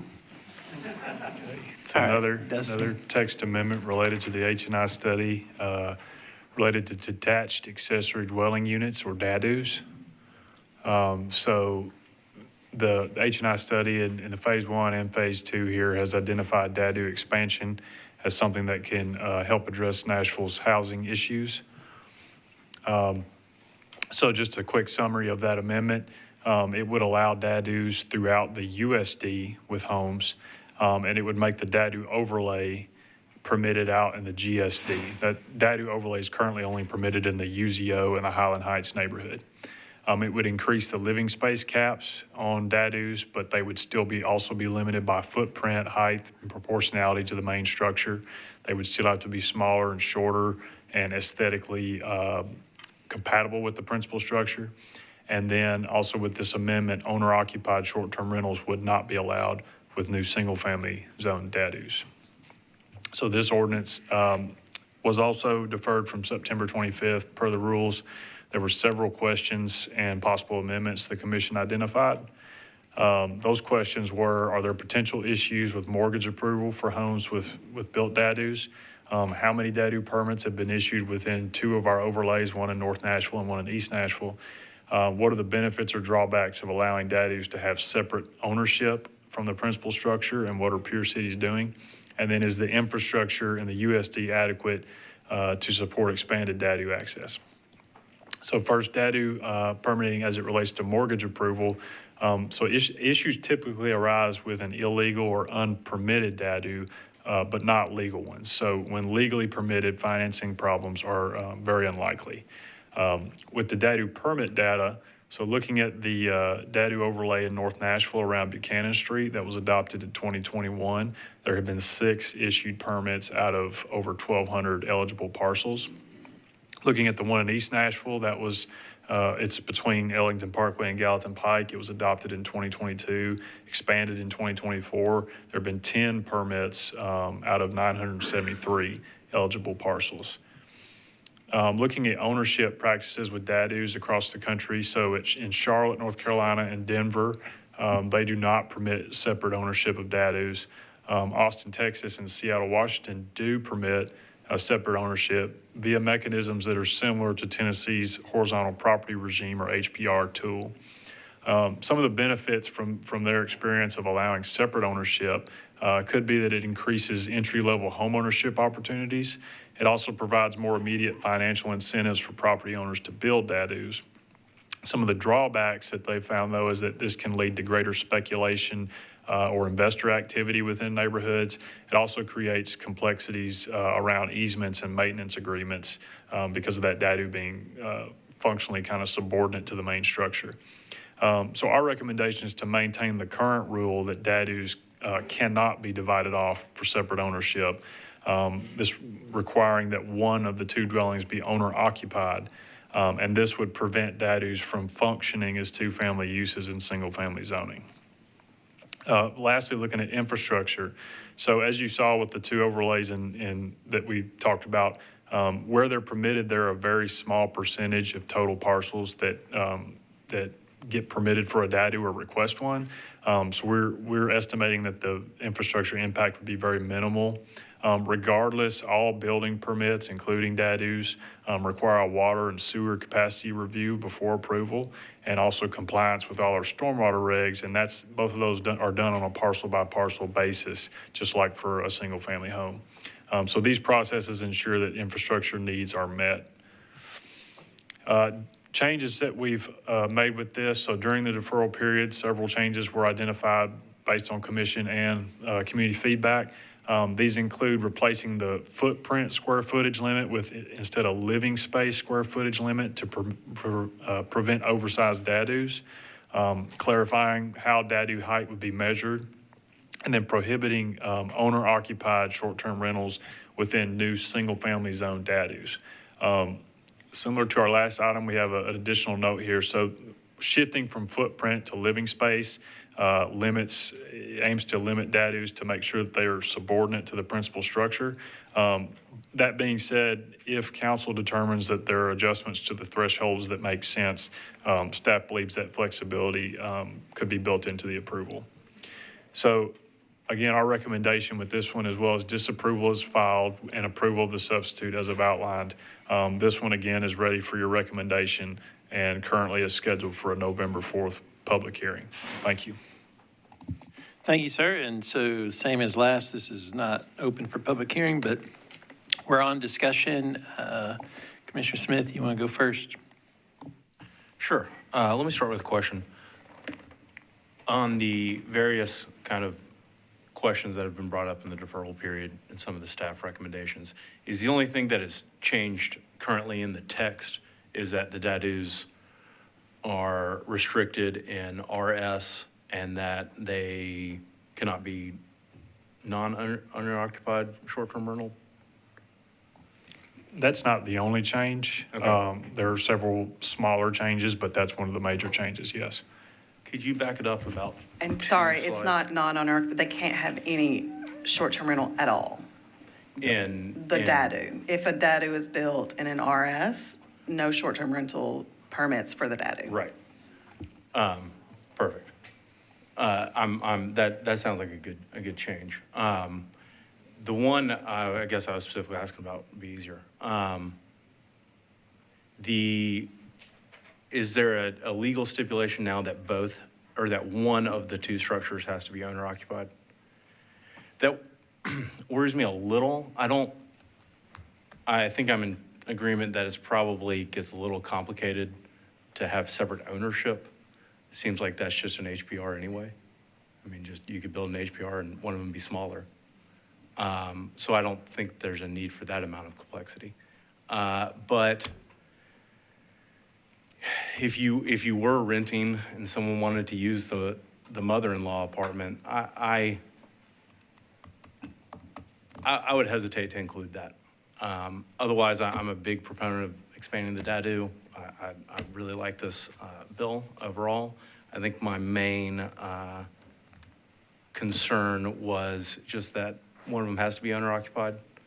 I think other than that, I'm in favor of the bill and happy to support it. That provision is currently in the code, so we just weren't changing that. Interesting. I'm still against it, but I'm not sure I'd at this time want to change it. I'm also, I think, a little bit, I was moved by a little bit by Commissioner and Councilmember Horton.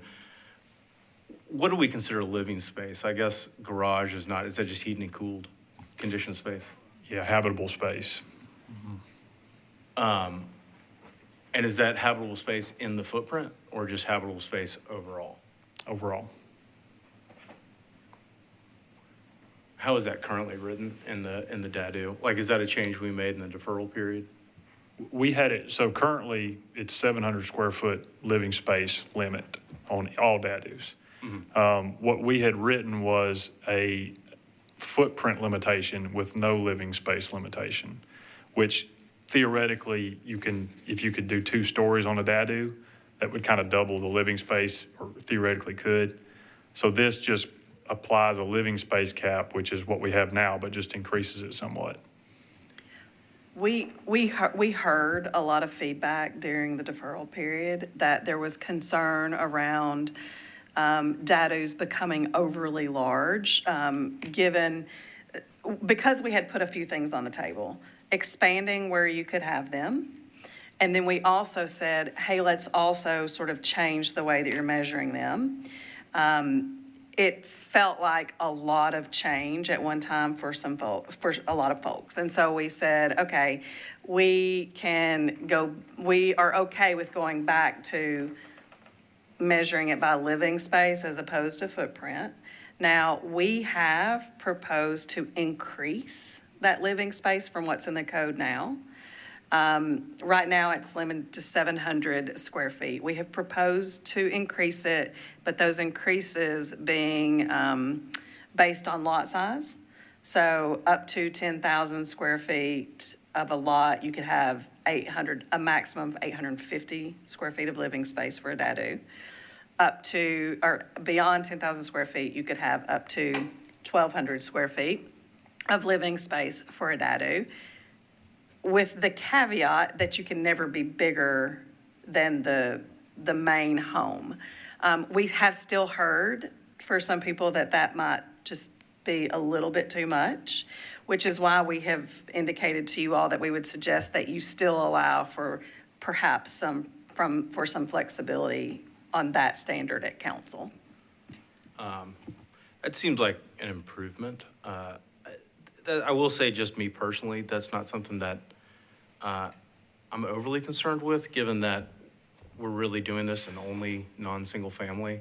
I mean, we just voted to recommend that you can do a duplex in any R district.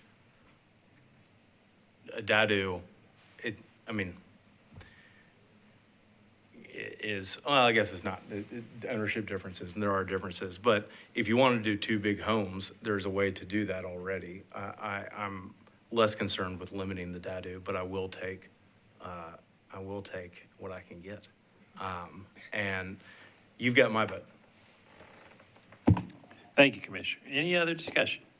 Councilman? Thank you, Chair.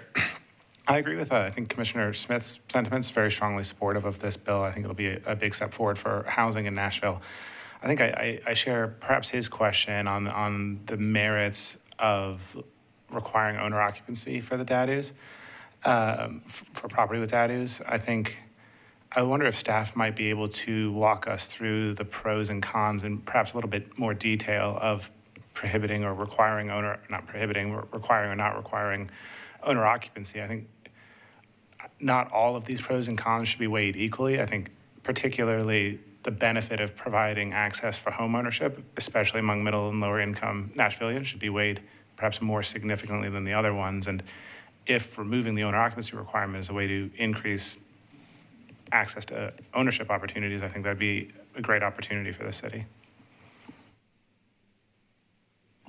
I think in our research, there's a lot of concern around owners not being present and this kind of changing the whole dynamics of DADUs when you have that situation. So with all the other changes that are being made and with what we've seen in other cities, it seemed like that was a good thing to maintain steady on. I think I would add that there is not general consensus around peer cities around how you handle this. I think that we share a lot of characteristics with Charlotte and Denver, and they do not permit separate ownership. I think there is a lot of concern around speculation. If you sort of open up something, or if you open up the ability that an owner doesn't have to live on site, there's this idea, well, then it's really not an accessory anymore. There's a lot of thought around accessory uses like home occupations, for example. In our code right now, any single-family homeowner could apply for and get a permit to have a home occupation in their home. But there are limits, and those limits are the person that operates the business has to live in the house, because otherwise you could have people that push that too far and end up just operating solely a business within a single-family home. And so that accessory component of it becomes really important, where the owner is on site and it's accessory to basically them using their own home. And so that part of it becomes pretty important from a parent standpoint. I mean, just trying to think through kind of some practical examples of how this might operate. Let's say I have a DADU in my backyard, which I rent out to a student or something like that. Let's say my parents get sick in Florida and I have to go and live there for, say, a year. Would I be required to remove the student from the DADU because I'm no longer occupying the premises? It would not meet the regulations of the code today for any DADUs. And so it would continue to not meet the regulations for a code if the owner was not living on site. And that's the current standards that we have for DADUs, and we have carried that forward. Thank you. Lisa, before I get to other discussion, I had one that the councilman spurred a question that I have. Is that if we change it to not have an owner occupied, you could potentially have one company owning 50 houses with DADUs, and they basically become 2-unit rentals for those 50 houses, correct? Correct. Yes, that could be potential. Okay. I mean, I agree with the councilman that homeownership is critical, but when you have a large company, then it, like you say, it becomes speculative. That would be a worry for me. Vice Chair. I guess the flip side to that would raise some concern is that you have a house and a DADU and they each are generating income. If you can't rent them both, you're going to sell it, and you're going to sell the house at a significantly higher price because you're capitalizing the cost of that DADU. So by not allowing that to happen, we would be driving up the cost of housing for those, if in this example, if he had to sell the house, he's going to sell the house with an income producing property in the back, which is going to drive up the cost of housing instead of him being able to, have two potentially affordable rentals. But I know this is not our thing in this specific thing, but I don't know where we would have that discussion, and I'm sure it would be a very complicated discussion. I don't feel like that's part of this, but it does seem like something that maybe is worth exploring. I mean, our goal was to get DADUs more broadly enabled in the code. We've attempted as a department a couple of times to penetrate this section, because we do think it's so important for folks to have flexibility. And there's a lot of intergenerational things happening, I think, just in Nashville right now, and having that ability to access the opportunity. But I hear you, and then the UHS definitely said that home ownership is sort of one of the most important critical paths. I guess when I think about it from a policy perspective, I have to say, well, how big of a share of that solution are DADUs really? And so I think, in my mind, I want to get it more broadly enabled in the code and more legible to folks that this is a really good and actually quite typical housing type that a lot of cities have. And so, I would probably recommend moving forward with this path. And then if the commission wants to give some direction about exploring home ownership, we do that as sort of a separate, sort of separate legislative path. This is a first step of a few that we need to take as a city. So I would take that direction and then maybe come back with a few ideas and not just focus it on this piece.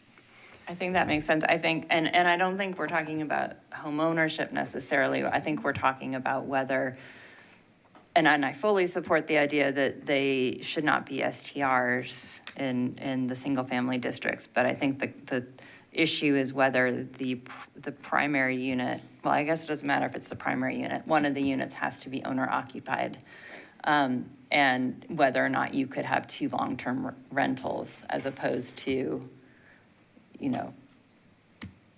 that's a possibility. So it's not the home ownership piece about trying to figure that out. It's more, do you have to have a long-term, an owner living in one of the houses?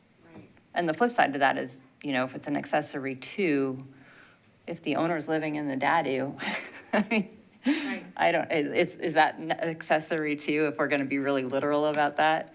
But I think that would just be something to possibly explore, but I agree that this as a step makes sense, but I would be curious about that issue. Thank you, Vice Chair. Commissioner Dundon. I think that was going to be my question is, are we locking ourselves into this right now, or can we come back to that question of owner occupied? Because it seems like there really are a lot of examples that this could, especially even job changes. You own a house, you're renting out your dadu, and then you've been relocated somewhere for a year, and then you kick your tenant out, or, you don't really have any other options. So, but if it sounds like we can revisit this in more detail and still move forward with this, we're not locked in. Yeah, I think oftentimes, I think those are all very good points. I totally understand home ownership and life circumstances change.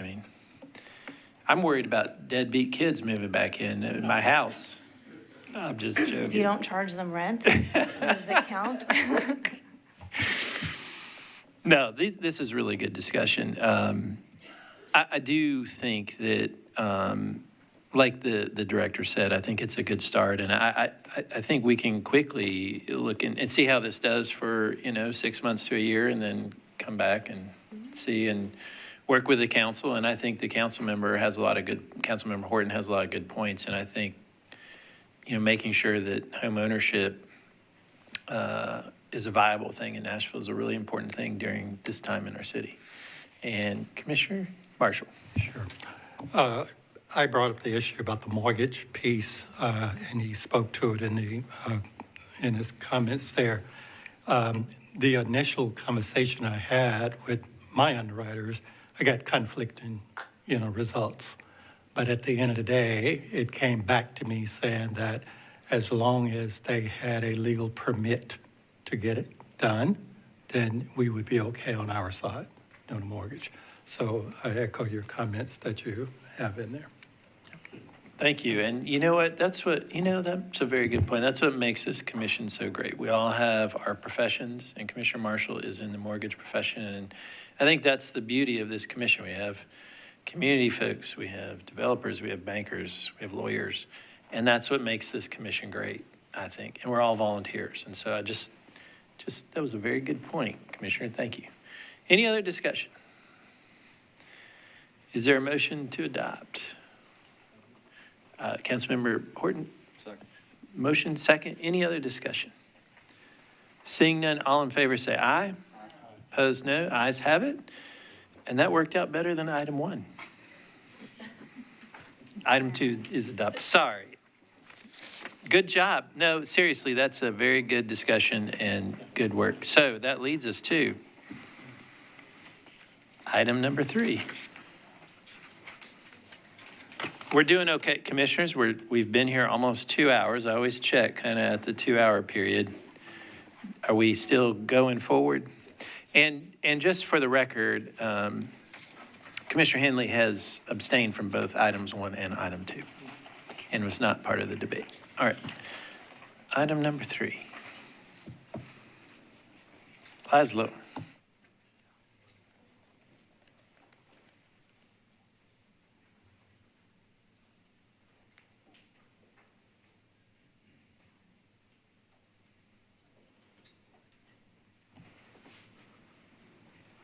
All right, good evening, commissioners.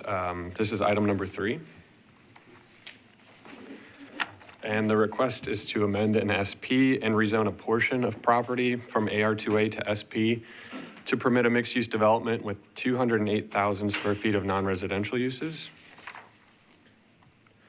And staff's recommendation is to approve with conditions and disapprove without all conditions. The subject site consists of one parcel with approximately 34 acres, and it's located north of Old Hickory Boulevard and just west of Interstate 24. The property currently contains 2 single-family homes and a warehouse structure with heavy truck repair uses. The rear portion of the site is largely wooded and undeveloped. The portion of the site with heavy truck repair uses is currently zoned SP, and surrounding properties are zoned 1 and 2 family residential, commercial service, specific plan, and surrounding land uses include single-family residential, auto dealer, auto repair, heavy manufacturing, and warehousing. The existing SP on the site was approved by Metro Council in 2018 as a regulatory SP, and that allowed heavy equipment sales use as well as various uses permitted by the CS zoning district. The plan limited heavy equipment sales use to a maximum of 24,000 square feet and required any truck repair to take place in an enclosed building. A final site plan application was submitted in 2019, however, was never approved. The site is within portions of the T3 Suburban Community Center, T2 Rural Neighborhood Center, and conservation policy areas. However, the proposed warehouse building footprint, which I'll show shortly, is primarily within the T3 Suburban Community Center and conservation policy areas. The T3CC policy is intended to create and enhance suburban community centers that are generally within a 10 to 20-minute drive. And the conservation policy on the site is associated with moderate and steep slopes, as well as stream buffers. The proposed plan is shown on the screen. The request is to allow for a building with a maximum of 208,000 square feet of non-residential uses that include office, warehouse, distributive wholesale, custom assembly, and other non-residential uses as specified in the plan. The site draws access from a singular private drive off Old Hickory Boulevard that continues north through the site, providing vehicle access to the warehouse and its associated parking areas. The warehouse building has a proposed maximum height of 45 feet. Along the site frontage, the plan proposes to exclude sidewalk improvements per the MCSP due to a stream and its associated buffers that parallel the site's frontage. However, I'll note that the plan does dedicate right-of-way per the MCSP requirements for Old Hickory Boulevard.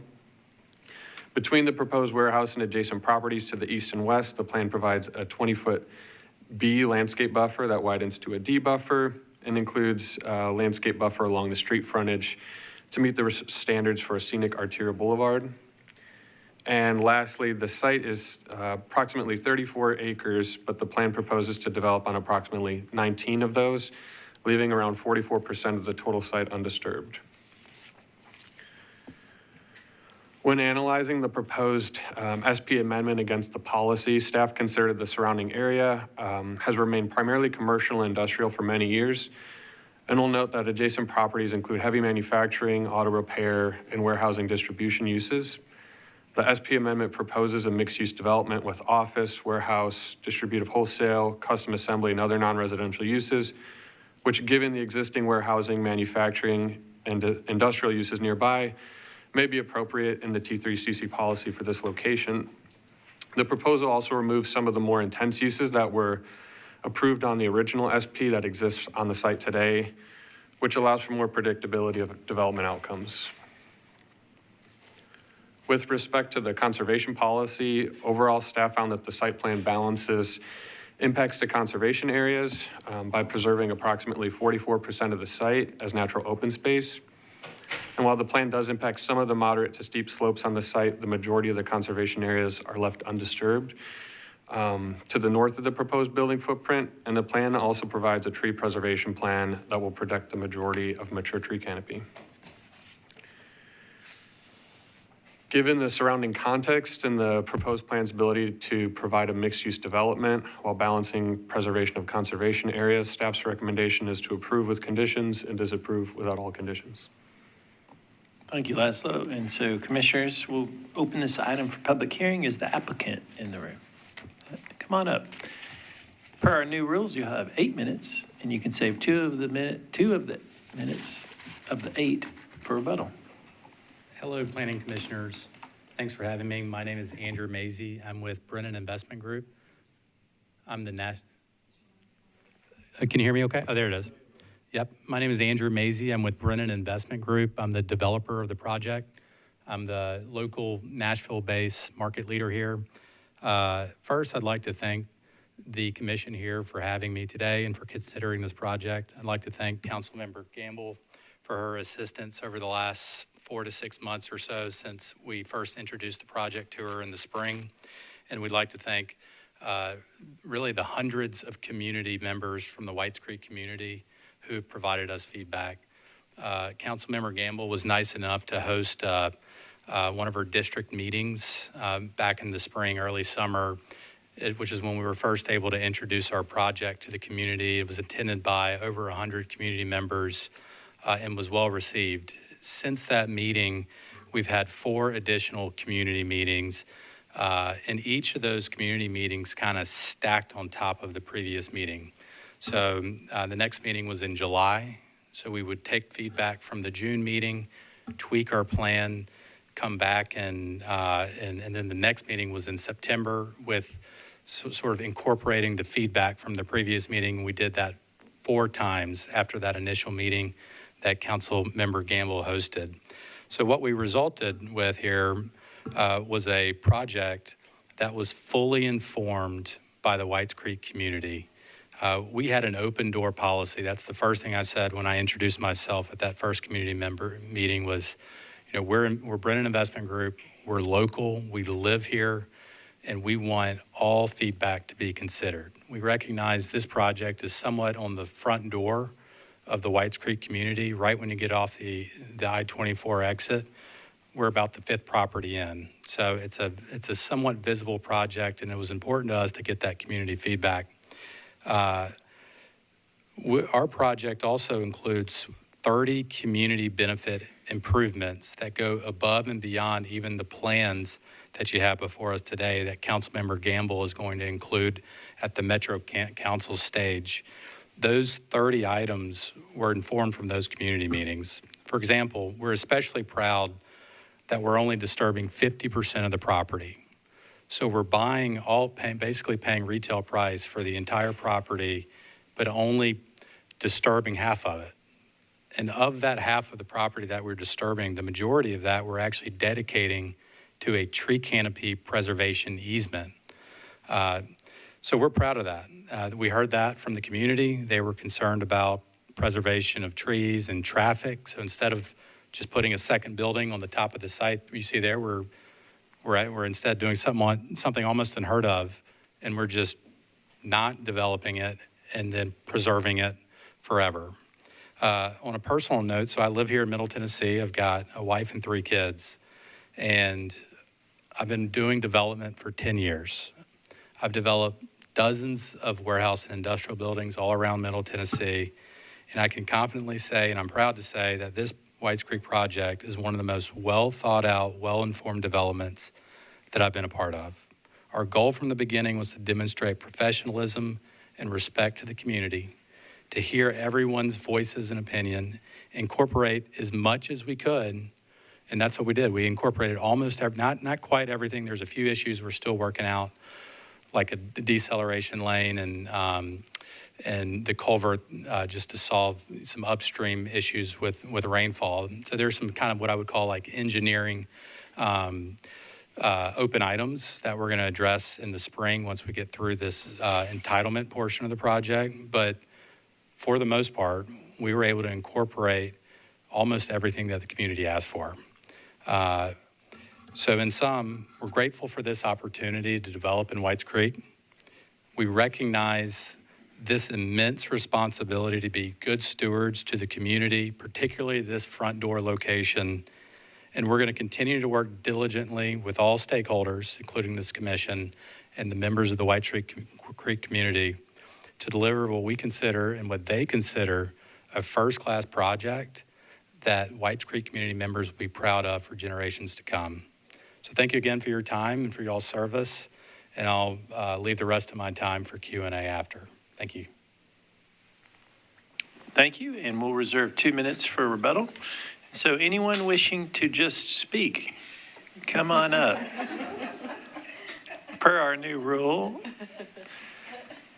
we encourage you to tell us where you are in your position, but you don't have to. I guess that's... Thank you for my name's Angela Williams. I live in Whites Creek. I've seen you guys before. And thank you for the opportunity to be here. I just wanted to, I'm not speaking in opposition. You can fall out of your chairs later. So this is the triangle carve out that was supposedly being in District 1 that is in District 3. It's the triangle from I-24. This is at mile marker 3 of Old Hickory Boulevard, and it's the custom bus capital of the universe, where President Obama's War Wagon buses were made in Whites Creek. That is a huge bus industry, high-end $1 million buses. This isn't just warehouse things going on there. So in the background of the area, it's exit 40 at I-24, comes off with 4 lanes and quickly goes to 2 lanes. This particular project goes down to 2 lanes before you turn into the warehouse. So and there's a creek that makes its way under, right there where the driveway comes out, there's a creek that makes a 90-degree turn and floods on a constant basis. So we've talked to them and we're working on it, but you got to understand this sits between a 1/4 mile with the Whites Creek High School zone, a 1/2 mile from Davidson Academy, and Mount Zion Church campus and Grace Baptist Church and the preschool. So while the driveway has been engineered to help make that turn, there really needs to be a decel lane there, because you're coming off of 4 lanes, going to 2 with a flood and a very narrow Old Hickory Boulevard with no shoulders. So I think if we can solve the flooding problem, we can solve the traffic problem. But we need the SP's help to make sure that happens. Lots of times we call it, you've heard of post-traumatic stress disorder. We have post-traumatic SP disorder. Thank you. Thank you. Welcome. Hi, I'm short. I got to pull it down. My name's Kendall Jumper. I actually live in the Whites Creek community. I live on Licton Pike, less than a mile and a half away. I'm also part of the Rock Nashville project in District 1, so we are building an industrial park there too. I am actually just here showing my support. I think these builders have had open minds, been truly genuine, and so I'm just here to show my support because y'all a lot of times get negativity, so that's what I'm doing. We love Thank you. positivity. Thank you. Anyone else wishing to speak? Seeing none. Rebuttal? 2-minute rebuttal? And then the council lady. Thank you. My name is Andrew Reed. I work with Thomas & Hutton. We are the civil engineer of record, and we submitted the application as well on Mr. Macy's behalf. We are continuing to work with the community, and we will work with Metro stormwater staff as well as planning, NDOT, and all the appropriate agencies as we make it through the next stage. We also are concerned with the flooding at the road, and we're going to do our best to work with stormwater staff, do the calculations, and see what we can do to improve this situation that's within the confines of what we can do. The challenge with this is that there's a jurisdictional stream, and I know Councilmember Gamble alluded to that before. And so we know that we are not the only ones who control what can happen there, but there are many parties who are vested in this, and we know that we cannot guarantee any outcome just because of the vested parties who control that situation. And so we will absolutely continue to work with the community, work with Metro staff to try to remedy the situation. Similarly with the deceleration lane, if that stream wasn't there, I think this would be a just obvious solution. But we want to continue to work to make an efficient solution that works for staff, works for the community, works for the developer, and works within the confines of the rules and regulations that abide for the stream. So is that anything else? So I believe that concludes my. So one of the issues with the decel, man, I would love to put a decel lane here. I actually assumed we were going to until we really started digging in. So not only is there a stream that runs adjacent to the road, Old Hickory Boulevard, but there's a jurisdictional wetland that stream is sort of like, we think that potentially when the road was built, it created the wetland and it created the stream. And then over time, it became jurisdictional. So we're kind of running into three issues here. So we're running into a stream and a wetland that's really governed by three bodies. So it's governed by Metro Stormwater. So if we're going to make modifications, we have to get Metro Stormwater approval, as well as TDEC approval and Corps approval. So we're going to try to go 3 for 3, but Angela, I promise we'll try to go 3 for 3. I got you there. Thank you. That's very helpful. Council Liddy, welcome back. Thank you, and I'm going to be brief because I spoke on this earlier. I support this project. I just have to say I am just really impressed and appreciate all of the consideration and engagement from Andrew and the Thomas and Hutton team with this development. Appreciate, you all know I've been here before with Whites Creek projects that have been contentious, and this one, and I appreciate Angela Williams and the rest of the Friends of Whites Creek team have really being engaged in a very, productive way on this, and as a result, we got a great project here. It is an improvement to what's there today. It's kind of a bus depot, bus repair place, and not only Obama's buses, but we have other candidates and in presidential buses on that street as well. And so this will be an improvement to what is there today. They will also be able to make improvements to the water and flooding situation, and I totally agree with what was said about needing to address that, but not wanting to actually put this in the SP because we don't have control over it. There are other bodies that we have to work with in order to address that. So we will continue to work on that with the community and with the developer. But I think this is in a great place today and encourage you to support. Thank you. Thank you, Council. I appreciate it. Seeing no one else wish to speak, I declare the public hearing closed. Commissioner Allen, you want to go? Yes. So it's really good to hear about the community engagement. It seems like a lot of thought and effort was put into making sure their voices was heard on this issue. And then just kind of listening to some of the challenges with the site and civil. It sounds like those are actively kind of being studied, and also working with the community to figure out a solution to those.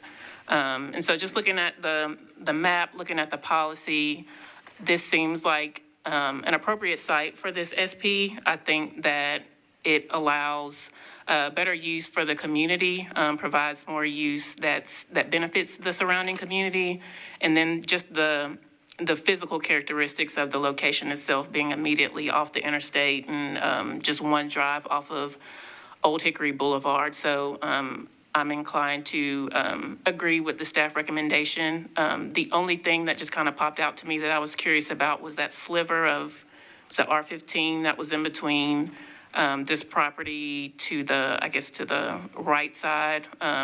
Just wanted to know, was just curious if what's on that site, if it is residential, if someone's living there, if they were able to show up to any of those meetings to provide input on their thoughts on this project. But other than that, I'm inclined to approve.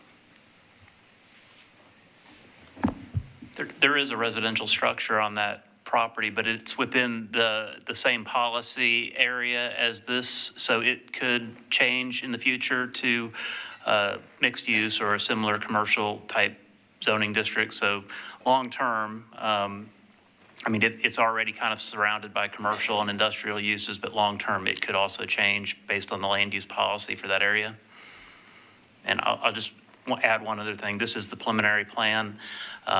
They'll have to come back to the Planning Commission for final construction plans with more details on stormwater and traffic. Once the uses are identified, the exact uses are identified with the final site plan, that will potentially, it could trigger additional traffic review from NDOT and a traffic study that could dictate other changes that need to happen. Thank you. Any other discussion? Commissioner Dundon and then Commissioner Henley. I agree. I'm inclined to support staff's recommendation. Just a question about the comment about an easement. It sounds like there was a conservation easement proposed, and I'm wondering if that's already been executed and recorded, and if not, if that falls through, does this SP provide for preservation of those trees and the commitment to the open space that's in here? In other words, are we relying on the easement, or that's written into the SP? Yeah, so I'll get a little closer. The easement was not written to the SP. However, we did, the applicant did provide a tree preservation plan. So we'll be able to go back at the time of final site plan and really look to see which trees are being removed. They've already shown us, the percentage of the site that they're willing to dedicate as natural open space. So staff will be able to review that at an administrative level. And, the easement would just be like extra legal protection for that. Okay, Yeah. great. Yeah, I think that gives me confidence about the open space, and it is an impressive amount, nearly half the lot. So that makes me feel good about this one. But those are my comments. Thank you, Commissioner Henley. Thank you, Chair. Quite honestly, the 2 points I had have been made, but I do want to just express the appreciation. I think the council member highlighted that the amount of effort and communication with the community gets to this point, it makes our life a lot easier. So I always like to commend those that did that and those who showed up to kind of validate that and clearly identify from the community's perspective what those concerns were. Two things. I mean, when I was in the area over the weekend, I took time to kind of safely slow down and look at it, because it is that like critical point where you go from 4 lanes to 2 and you do not have a realistic shoulder. And so I think, whatever improvements come there, I think the point I was going to make, not as eloquently as Bob did, is that, this is preliminary. So there'll be a lot more work. I know sometimes it's challenging with the conversations with the community. They want to see what's actually going to be there, when they're going to get it.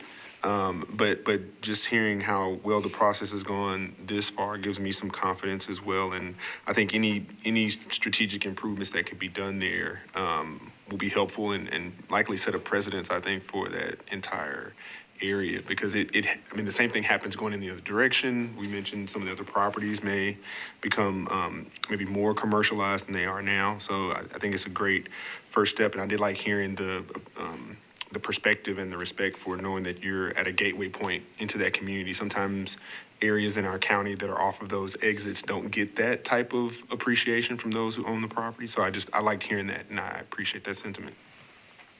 Thank you, Commissioner, and I concur. Council Lady Gamble's a pro. So we appreciate all her hard work. All right, any other discussion? We'll need a motion. Commissioner Henley, you want to make a motion? Yes, Chair, I'll make a motion to accept staff recommendation and approve with conditions and disapprove without all conditions. That's proper motion. Is there a second? Second. Any other discussion? Seeing none, all in favor say aye. Opposed, no. Ayes have it, and item 3 is adopted. That leads us to our last item. Oh, wait a second. 14. Oh, gosh, I was getting ahead of myself. 14 or 26. We're on item 14, and then we also have item 24.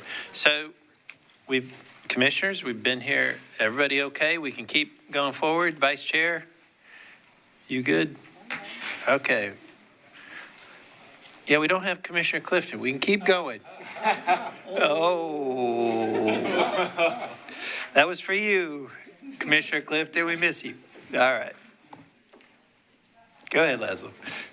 All right, this is item number 14. It's associated with a text amendment for NDOT's Access Management Manual.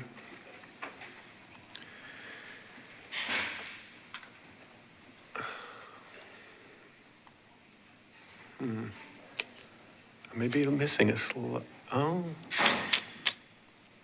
think they might be a little out of order, but I'll try to get it right. So just to provide a little bit of background, NDOT has been working with their consultant team since about February 2024, and I've actually also been a part of the team that's been putting together an access management manual to address the need for a comprehensive access management manual that prioritizes the safety of all road users and aligns with their Vision Zero goals. And Nashville has a Vision Zero action plan that's a 5-year plan that provides a path toward eliminating pedestrian and traffic deaths. And the Access Management Manual was created to enact NDOT's short-term and long-term transportation plans and is a part of the 5-year Vision Zero action plan. I'm going to go back one slide. So the proposed text amendment would amend various provisions of Title 13 and Title 17 of the Metropolitan Code of Laws to implement the Access Management Manual. The ordinance also consolidates topics from chapters 1312, which pertain to driveways, and chapters 1720, which pertains to parking, loading, and access. However, per state law, the Planning Commission is only required to make a recommendation to council on changes to Title 17, the zoning code, and therefore staff's analysis focuses on changes to Title 17 only.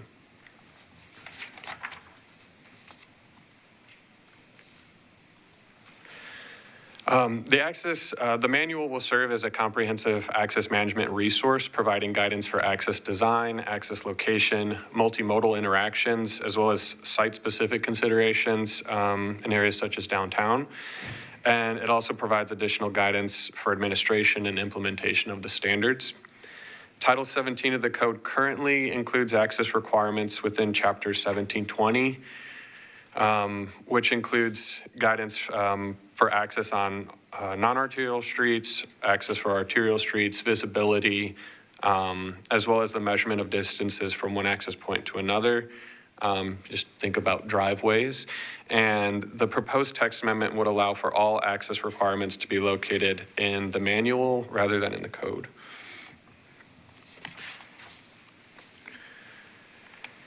To summarize a little bit of the specific things that the bill does, it will modify several sections of 17. It's going to add a section to include lot requirements for off-street loading docks. It's going to delete and replace 172150 with updated definition to include language about the Access Management Manual. And it's also going to delete some sections that have access requirements, and those will just now be in the manual themselves.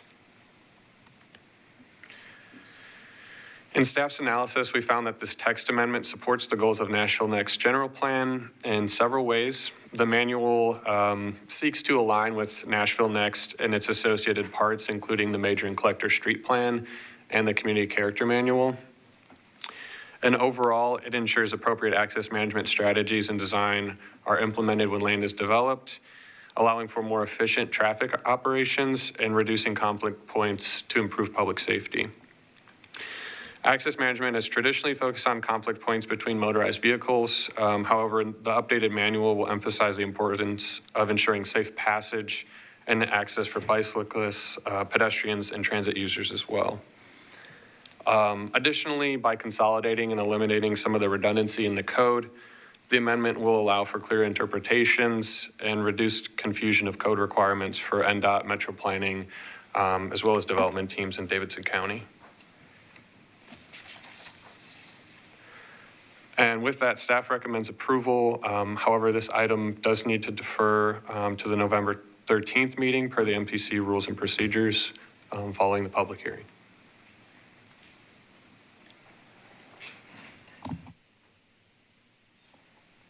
Thank you, Leslie. Appreciate it. We'll open this item for public hearing. And Commissioner Marshall, do you want to go first? All right, thank you. I don't really have any concerns about it at all. I think it was pretty much explained properly, and I understand the amendments that we're making to it. So I would support staff recommendation. Thank you. Any other discussion? Yeah, Commissioner Hanley. I have a question, and it's probably could be answered by reading the entire code in depth, which I did not do. But I do know from the staff report, it highlighted that and I know we're more inclined for section 17 than we are for 13. But it was highlighted that in section 13, there's a waiver process that is there that requires either the property owner or their representative to make a submission for that waiver. It doesn't necessarily, prior to submitting to planning, but it doesn't say if that has to be accepted or not. And so I don't know, just for clarity, is the submission the threshold, or is it submission and approval? So we actually have Melissa Hayes, who is a project lead on this, and I think I'm going to let her speak to that. Sure. I think I caught your whole question. Oh. Oh, okay. I'm going to move this up for you. Oh, we're good. Sorry, I'm tall. There you go. Thank you. I think I caught your question. If I didn't answer everything, just repeat the parts I missed. But the waiver process, so currently when a driveway application is submitted to NDOT, there isn't a formal process to document the decline, I guess. So what we're trying to do with this access waiver form is just make it a little more official. The applicant can describe what they're proposing that goes against what's in the manual, the requirements for spacing, for example. And then they need to provide the reason for not being able to meet the requirements. And then NDOT, I think this gets to your question, NDOT would then either approve or deny their request for an alternative spacing requirement or whatever it is that they're not able to meet. And then, so if we deny it, they are then able to appeal our deny through the Traffic and Parking Commission, which is how it happens already as well. But it's just like we're adding in the access waiver form just to make things a little more official and document everything. And Melissa, correct? Okay, Yes. thank you. That did address my question. I guess for clarity, the intention, though, is that the process you described would occur prior to a submission to planning, or is it possible for that to be done in tandem? So Ideally, the ideally, preference, it's yeah. before, Okay. because a lot of times when they submit to planning with their site plan, they are pretty much at a point where they claim they can't change the site plan any further. So this should be done like very early on in their site plan development. That way, if they get denied by NDOT and the Traffic and Parking Commission, there's time for them to refigure out their site layout. Thank you. You're welcome. Thank you, Commissioner. Any other discussion? Seeing none, we'll need a motion. Commissioner, you want to make it? Commissioner? Yeah, thank you, Chair. I make the recommendation that I make the motion that we accept the staff recommendation. That's a proper motion. Commissioner Marshall, you want a second? Second. Any other discussion? Oh, It's the recommendation. yeah. So it's deferral. Hold on, I got my notes. Deferral to November 13th. That's a proper motion.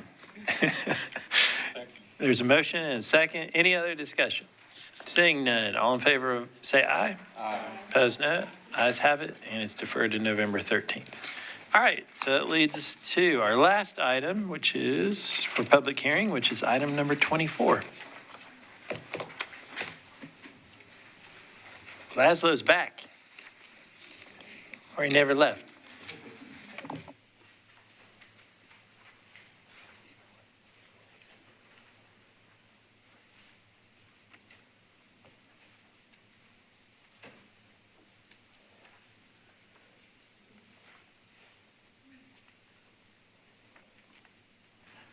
All righty, this is item number 24.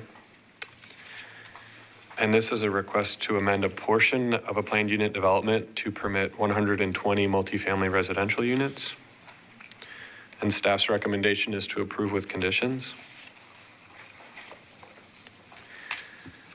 The subject site consists of one property, approximately 3.11 acres, located at 201 Gifford Place. And the site is currently within a planned unit development and has underlying CS zoning. Surrounding properties are also within the planned unit development and have underlying CS and RM20 zoning. The preliminary planned unit development, which includes other properties beyond the subject property, was first approved by the Metro Council in 1977 for convenience sales and service, food service, transit habitation, and automotive servicing uses. The PUD has since been built out and is operating with existing access from Gifford Place. The PUD has been amended several times through the years, including amendments in 1996, in 2000, and most recently in 2016 to add a boarding house, which is a residential use on the neighboring property at 2020 Gifford Place.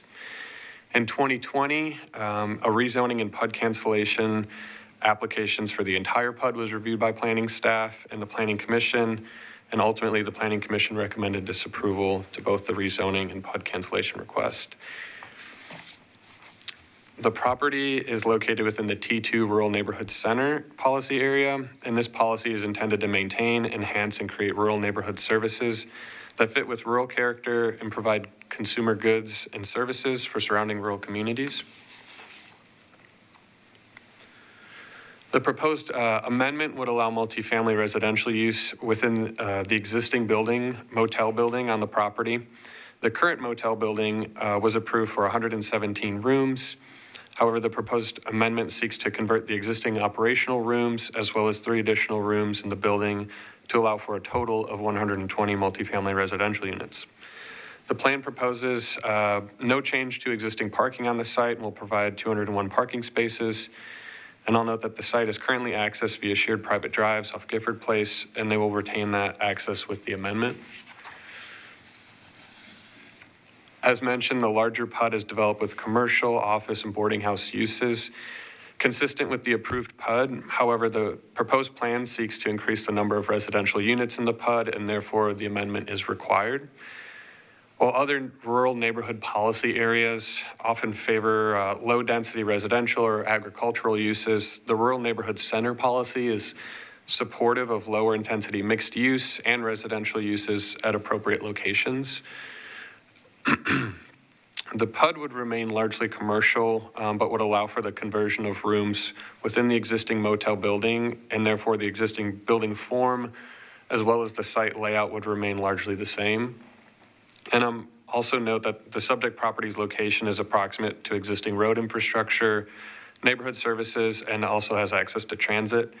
The subject site is just a few minutes walk to a bus stop on WeGo Route 89. And it is also a short distance from Interstate 24. Lastly, the underlying zoning for the site is CS, which permits multifamily residential uses with conditions.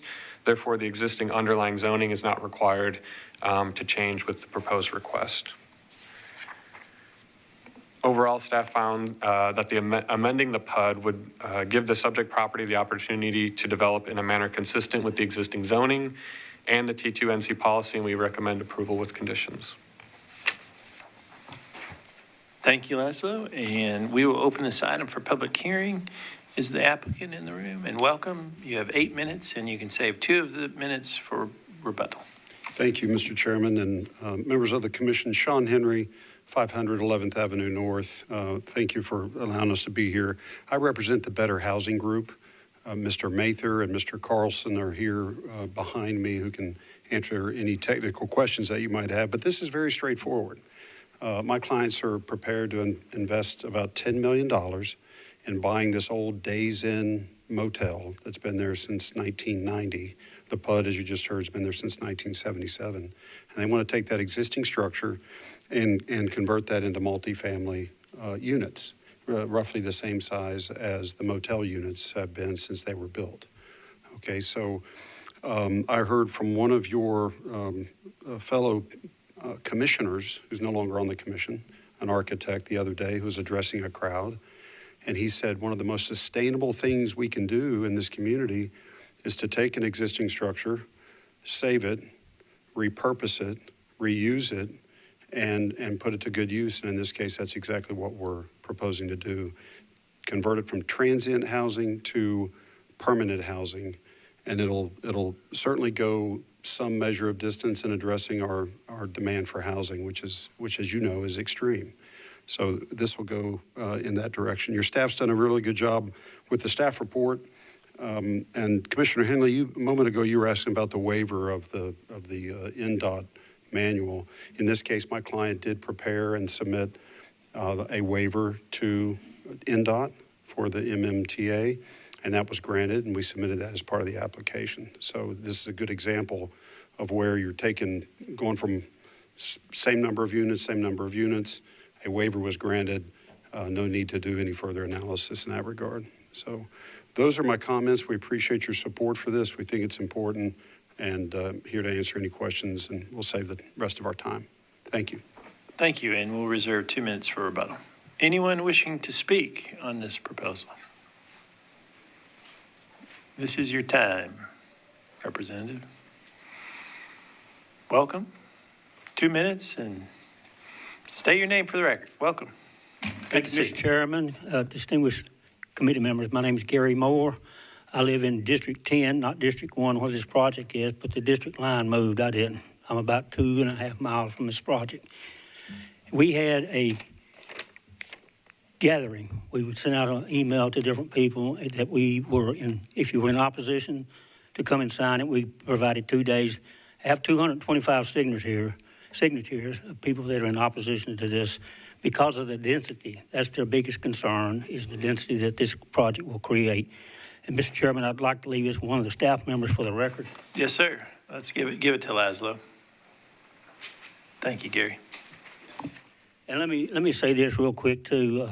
I appreciate each and every one of you being here because I too am a community advocate and I don't get paid either. So it's tough, I know. But we in that meeting, we had an individual, a former councilman, that asked if we were willing to have a community meeting. And absolutely, we would offer to have a community meeting. But it was, so my request would be, even though I'm personally opposed to it and so are 224 other people, would be that you defer it and give these individual applicants an opportunity to call his or her community meeting and allow them to calm the community's concerns down and address the concerns that the community has. And they had several concerns, and I'll let Mark address some of them here shortly. But the biggest concern was the density that it's going to create in what we consider a very rural community. And we have maintained our rural community throughout the years. And we were here during the previous time when they tried to remove the PUD over the whole complex there. And we were successful in making sure that that didn't happen. And I would appreciate you considering our consideration to either defer it or be against it. Thank you. Thank you. Anyone else? Come on up. Welcome. Yeah, my name's Mark James. I'm at 2911 Morgan Road there in Georgia, pretty close to Gary. About 2 miles away as well. Back in July, Council Lady Kimbrough sent out an email to the community about having a meeting and never really said what it was for, but we found out later it was this. Well, she had to cancel that meeting, and just the other night at a Bordeaux district meeting, myself and another guy went, and she said that she had contacted them again to try to set up another meeting, and they said that they didn't think it was necessary at this time. So she's kind of been sitting and waiting, and so if it wasn't for the development tracker, we would know nothing about this. A few days after that July cancellation, it showed up on the development tracker with an application to cancel the PUD. It stayed there, and it was there up until October the 16th when we had our first little deal with the petition. I went and checked, and it had been whited out and changed to an amend. But down here in the submittal, it didn't say, it still says to remove. So later, I printed that one off. On October the 16th, the old one was back on. I sent Mr. Morton an email about it.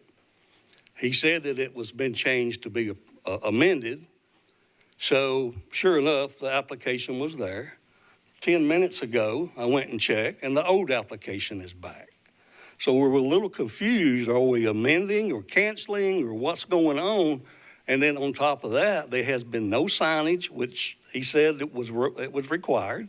As far as we know, no notices have been sent. So we've been blindsided by this thing, and we took these printouts and went to and had the meeting and had all these signatures made. These folks are against it. Thank you. Appreciate it. Okay. Anyone else wishing to speak against? I mean, just speak. It's going to take me a while to get used to that. It's been a decade, so, all right. Rebuttal. Seeing no one else wishing to speak, rebuttal. 2 minutes.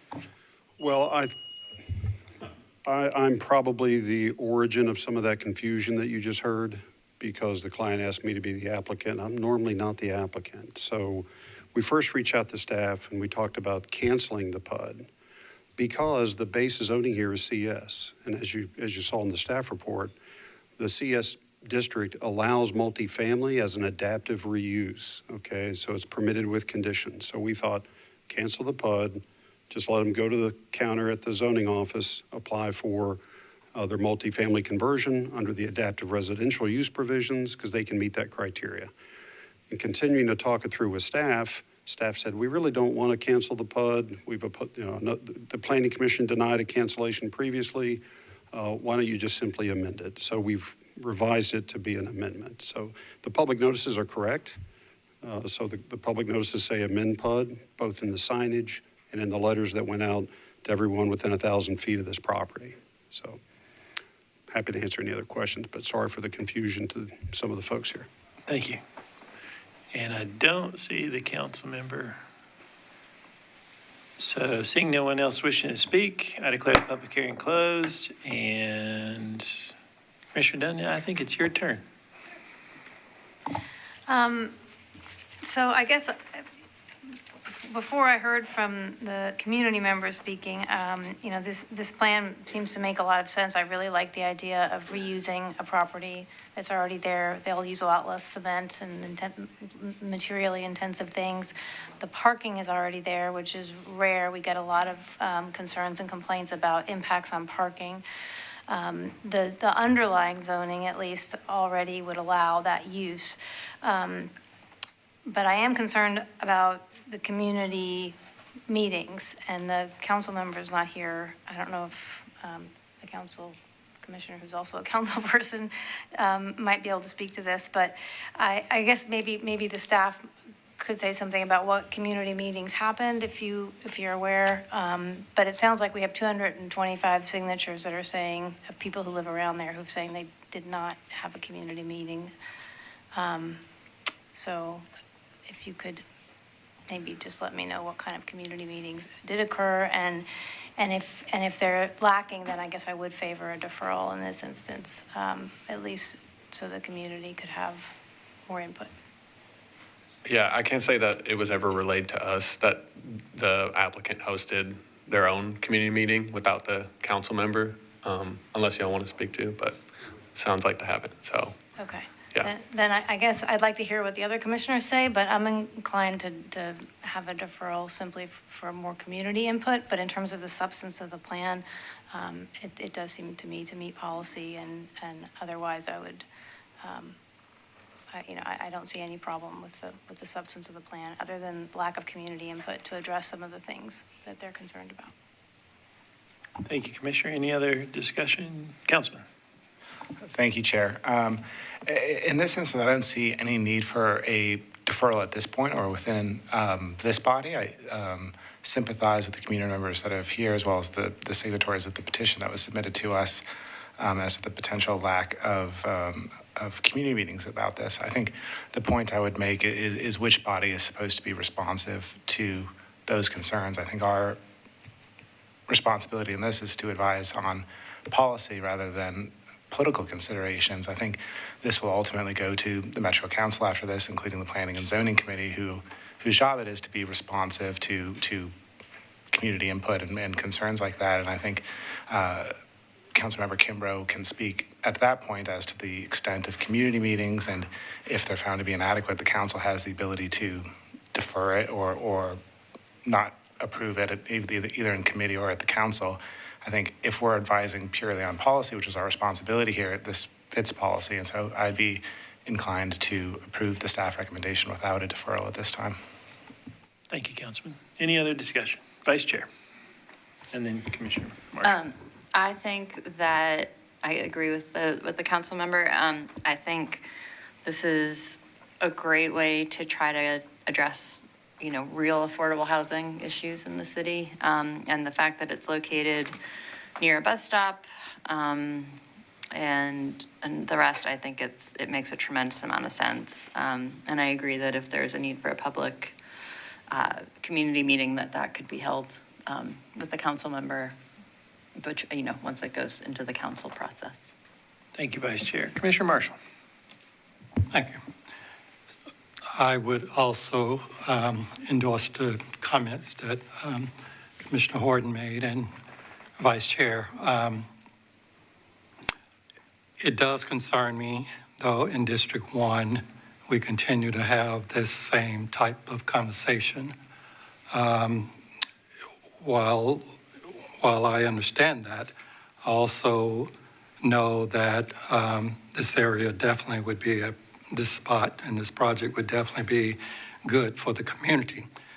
I don't know if this is an appropriate question, but those 225 signatures that are against it, did they come out of District 10 or did they come out of District 1? I don't know if that's appropriate. Both. Thank you. All right. We have to review it, Commissioner, but we can review it and get you an answer. I mean, but that would be something that, for me would be important. However, again, I agree that this is a good project and this is something that should move forward at our stage and let it be washed out in council. Thank you, Commissioner. Any other discussion? Commissioner Henley. Thank you, Chair. Most of my comments will be positive. I think, I share the sentiment, my fellow commissioner, of, the community kind of expects and it sometimes demands for those types of opportunities to have that input and engagement. I remember early in my commissioner career, it was presented very clearly to me, though, that, this is the first required public meeting. I think all of the others, unless required by some other, guidance, doctrine, legislation, this qualifies as that first one, and it sounds like the appropriate notices and appropriate signage was placed there. I think we also don't know if some of those signatures were related to confusion, because it seems like there may have been some, and I can imagine someone being made aware of something that was opposed fairly heavily in the past, seeing it rear its head again. It's like, hey, we've got to fight this. And I think it may not be known that this is materially different. I think great reason to have a community meeting prior to this one, because some of that could have been addressed. But speaking to the merits of the project and the need, I think there's some great examples where, projects like this have occurred, where we've repositioned existing buildings that were used for lodging, hotel, transient, I think is the phrase that was used during the presentation, to a more permanent housing. They face these corridors that have great transit access. I did actually have the opportunity, I guess I was in that direction this weekend. Saturday was a nice day, so I wanted to check this one out. I have a technical question, but I think one thing, there's another example of this in our community where the access to the parking basically abuts the corridor. And when I think about the community talking about density and the challenges, usually the main thing they think of is the traffic and the impact. To access this site, you actually have to turn into Gifford and then navigate around it. So there's a lot of internal queuing in the site before you actually get to the street, which I think kind of naturally decompresses some of that challenge right at a major road. But I'm curious, because the parcel lines that are shown here and that kind of handle, at least today, that's not how you access the property. And so maybe that's something that is further detailed in the PUD that won't need to be modified. But I'm curious if a modification to the PUD kind of does something funky with the access, or would it just essentially remain the way that it is today? I can speak to that. So I think a part of the reason why we wanted is to be an amendment versus a cancellation is because the PUD has existing access easements and things where it's really working together all as one thing right now. So we wanted to keep it that way. On the plan, it might be very faint, but they do outline where their existing access comes off, and it is through a shared property. So yeah, they're not accessing currently on that little sliver. But it is once you turn into Gifford Place and then eventually get into the site. Lanslow, thank you for that. I mean, I think that's an important, I don't know how material that is, but I think that's very important, talking about the kind of overall functionality of the area. And quite honestly, I think the impact on the community in that major corridor is limited by keeping the PUD in place and allowing that easement and that access to remain the way it is, and allowing for, you know, the already existing kind of capacity to be utilized better for housing.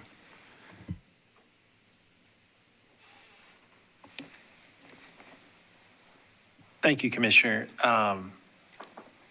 So I don't disagree with access issues. So Laszlo, is there something we can do for signage or making sure that it's clear to where access is? Sounds like Commissioner Henley has a good point. I don't know if this is the appropriate place to do that, but. I mean, I think we can add, the commission can add conditions to this to clarify access through signage. I mean, they'll still have to go through either a final site plan review. I mean, they're reusing the existing building, so they may or may not have to do an actual final site plan, but they will have a permit review, and that's a condition can be added to clarify access at the permit review or final site plan stage. Okay. I think it's also helped that it is addressed to Gifford Place. So the address of the site is 201 Gifford, because that is a public street there. And so it is addressed to that. And so if you were to put in to your GPS, it would take you to that driveway. Yeah, just as a matter of clarification, I wasn't saying it was difficult to find it or access it. I was saying that the way that I accessed it and the way I perceive it to be accessed by others just didn't align with the parcel lines. So, I got you. Yeah. Maybe it's user error. I'm just committed. But I mean, maybe it is that we clarify, like, access, like, identified clear access or something. I don't know. All right, any other discussion? Sorry, as the night goes on. Any other discussion? Seeing none, Commissioner Henley, would you like to make a motion and maybe include like something about access? Yeah, absolutely. I'll do my best. So I'd like to make a motion that we accept staff recommendation to approve with conditions, and with a note that we identify maybe some strategic or appropriately placed signage for access. That's a proper motion. Is there a second? Second. Any other discussion? Seeing none, all in favor say aye. Opposed, no. Ayes have it. And so that leads us to other business. Item 36, historic. Commissioner Smith. No update. No update. Okay. Commissioner Henley, Parks. Unfortunately, I missed our last board meeting, so no update, but I will come prepared for our next meeting with a rousing update for the commission. Thank you, Commissioner. And Executive Committee report. The Vice Chair and I want to say thank you for going to the workshop. It was well attended and very, very informative. So I know that we're all working volunteers on this commission, but we'll try to do the next, we'll have to figure out the next workshop, but I'm sure none is planned right now, but I'm sure there'll be one forthcoming. And anything else, Vice Chair? We don't have anything else. And so, Director. Thank you all for your service. The department is really heavily engaged in public meetings next week. around the housing bills. And I just want to commend the team there for all of the hard effort and hard work. Oh, thank you. Okay, yes. These have been tough meetings, but also I think there's been some really good conversation, and we're continuing to evolve and refine sort of our approach, as you saw today. And the next phase will be working with council and supporting them through the discussion process, and I'll just keep you informed, but we really appreciate your leadership and guidance. Thank you, Director, and I appreciate that. I forgot to mention that just, we did earlier in the meeting, but that we're coming upon the holidays, and so there's only one commission meeting in November and one in December. And so just make sure you note that, because, I know I have like a recurring calendar myself. And so make sure you all note that. And happy Thanksgiving, everybody, but we're not quite there yet. We're not there yet. People are already starting to decorate for Christmas and the holiday Hanukkah. I'm just saying. It hasn't been Halloween yet. Hasn't even been Halloween yet. So, no, we have one more item, and that is Councilman Horton, legislative update. No legislative updates. Oh, seeing no other business upon us, is there a motion to adjourn? We're adjourned. Yeah, I think.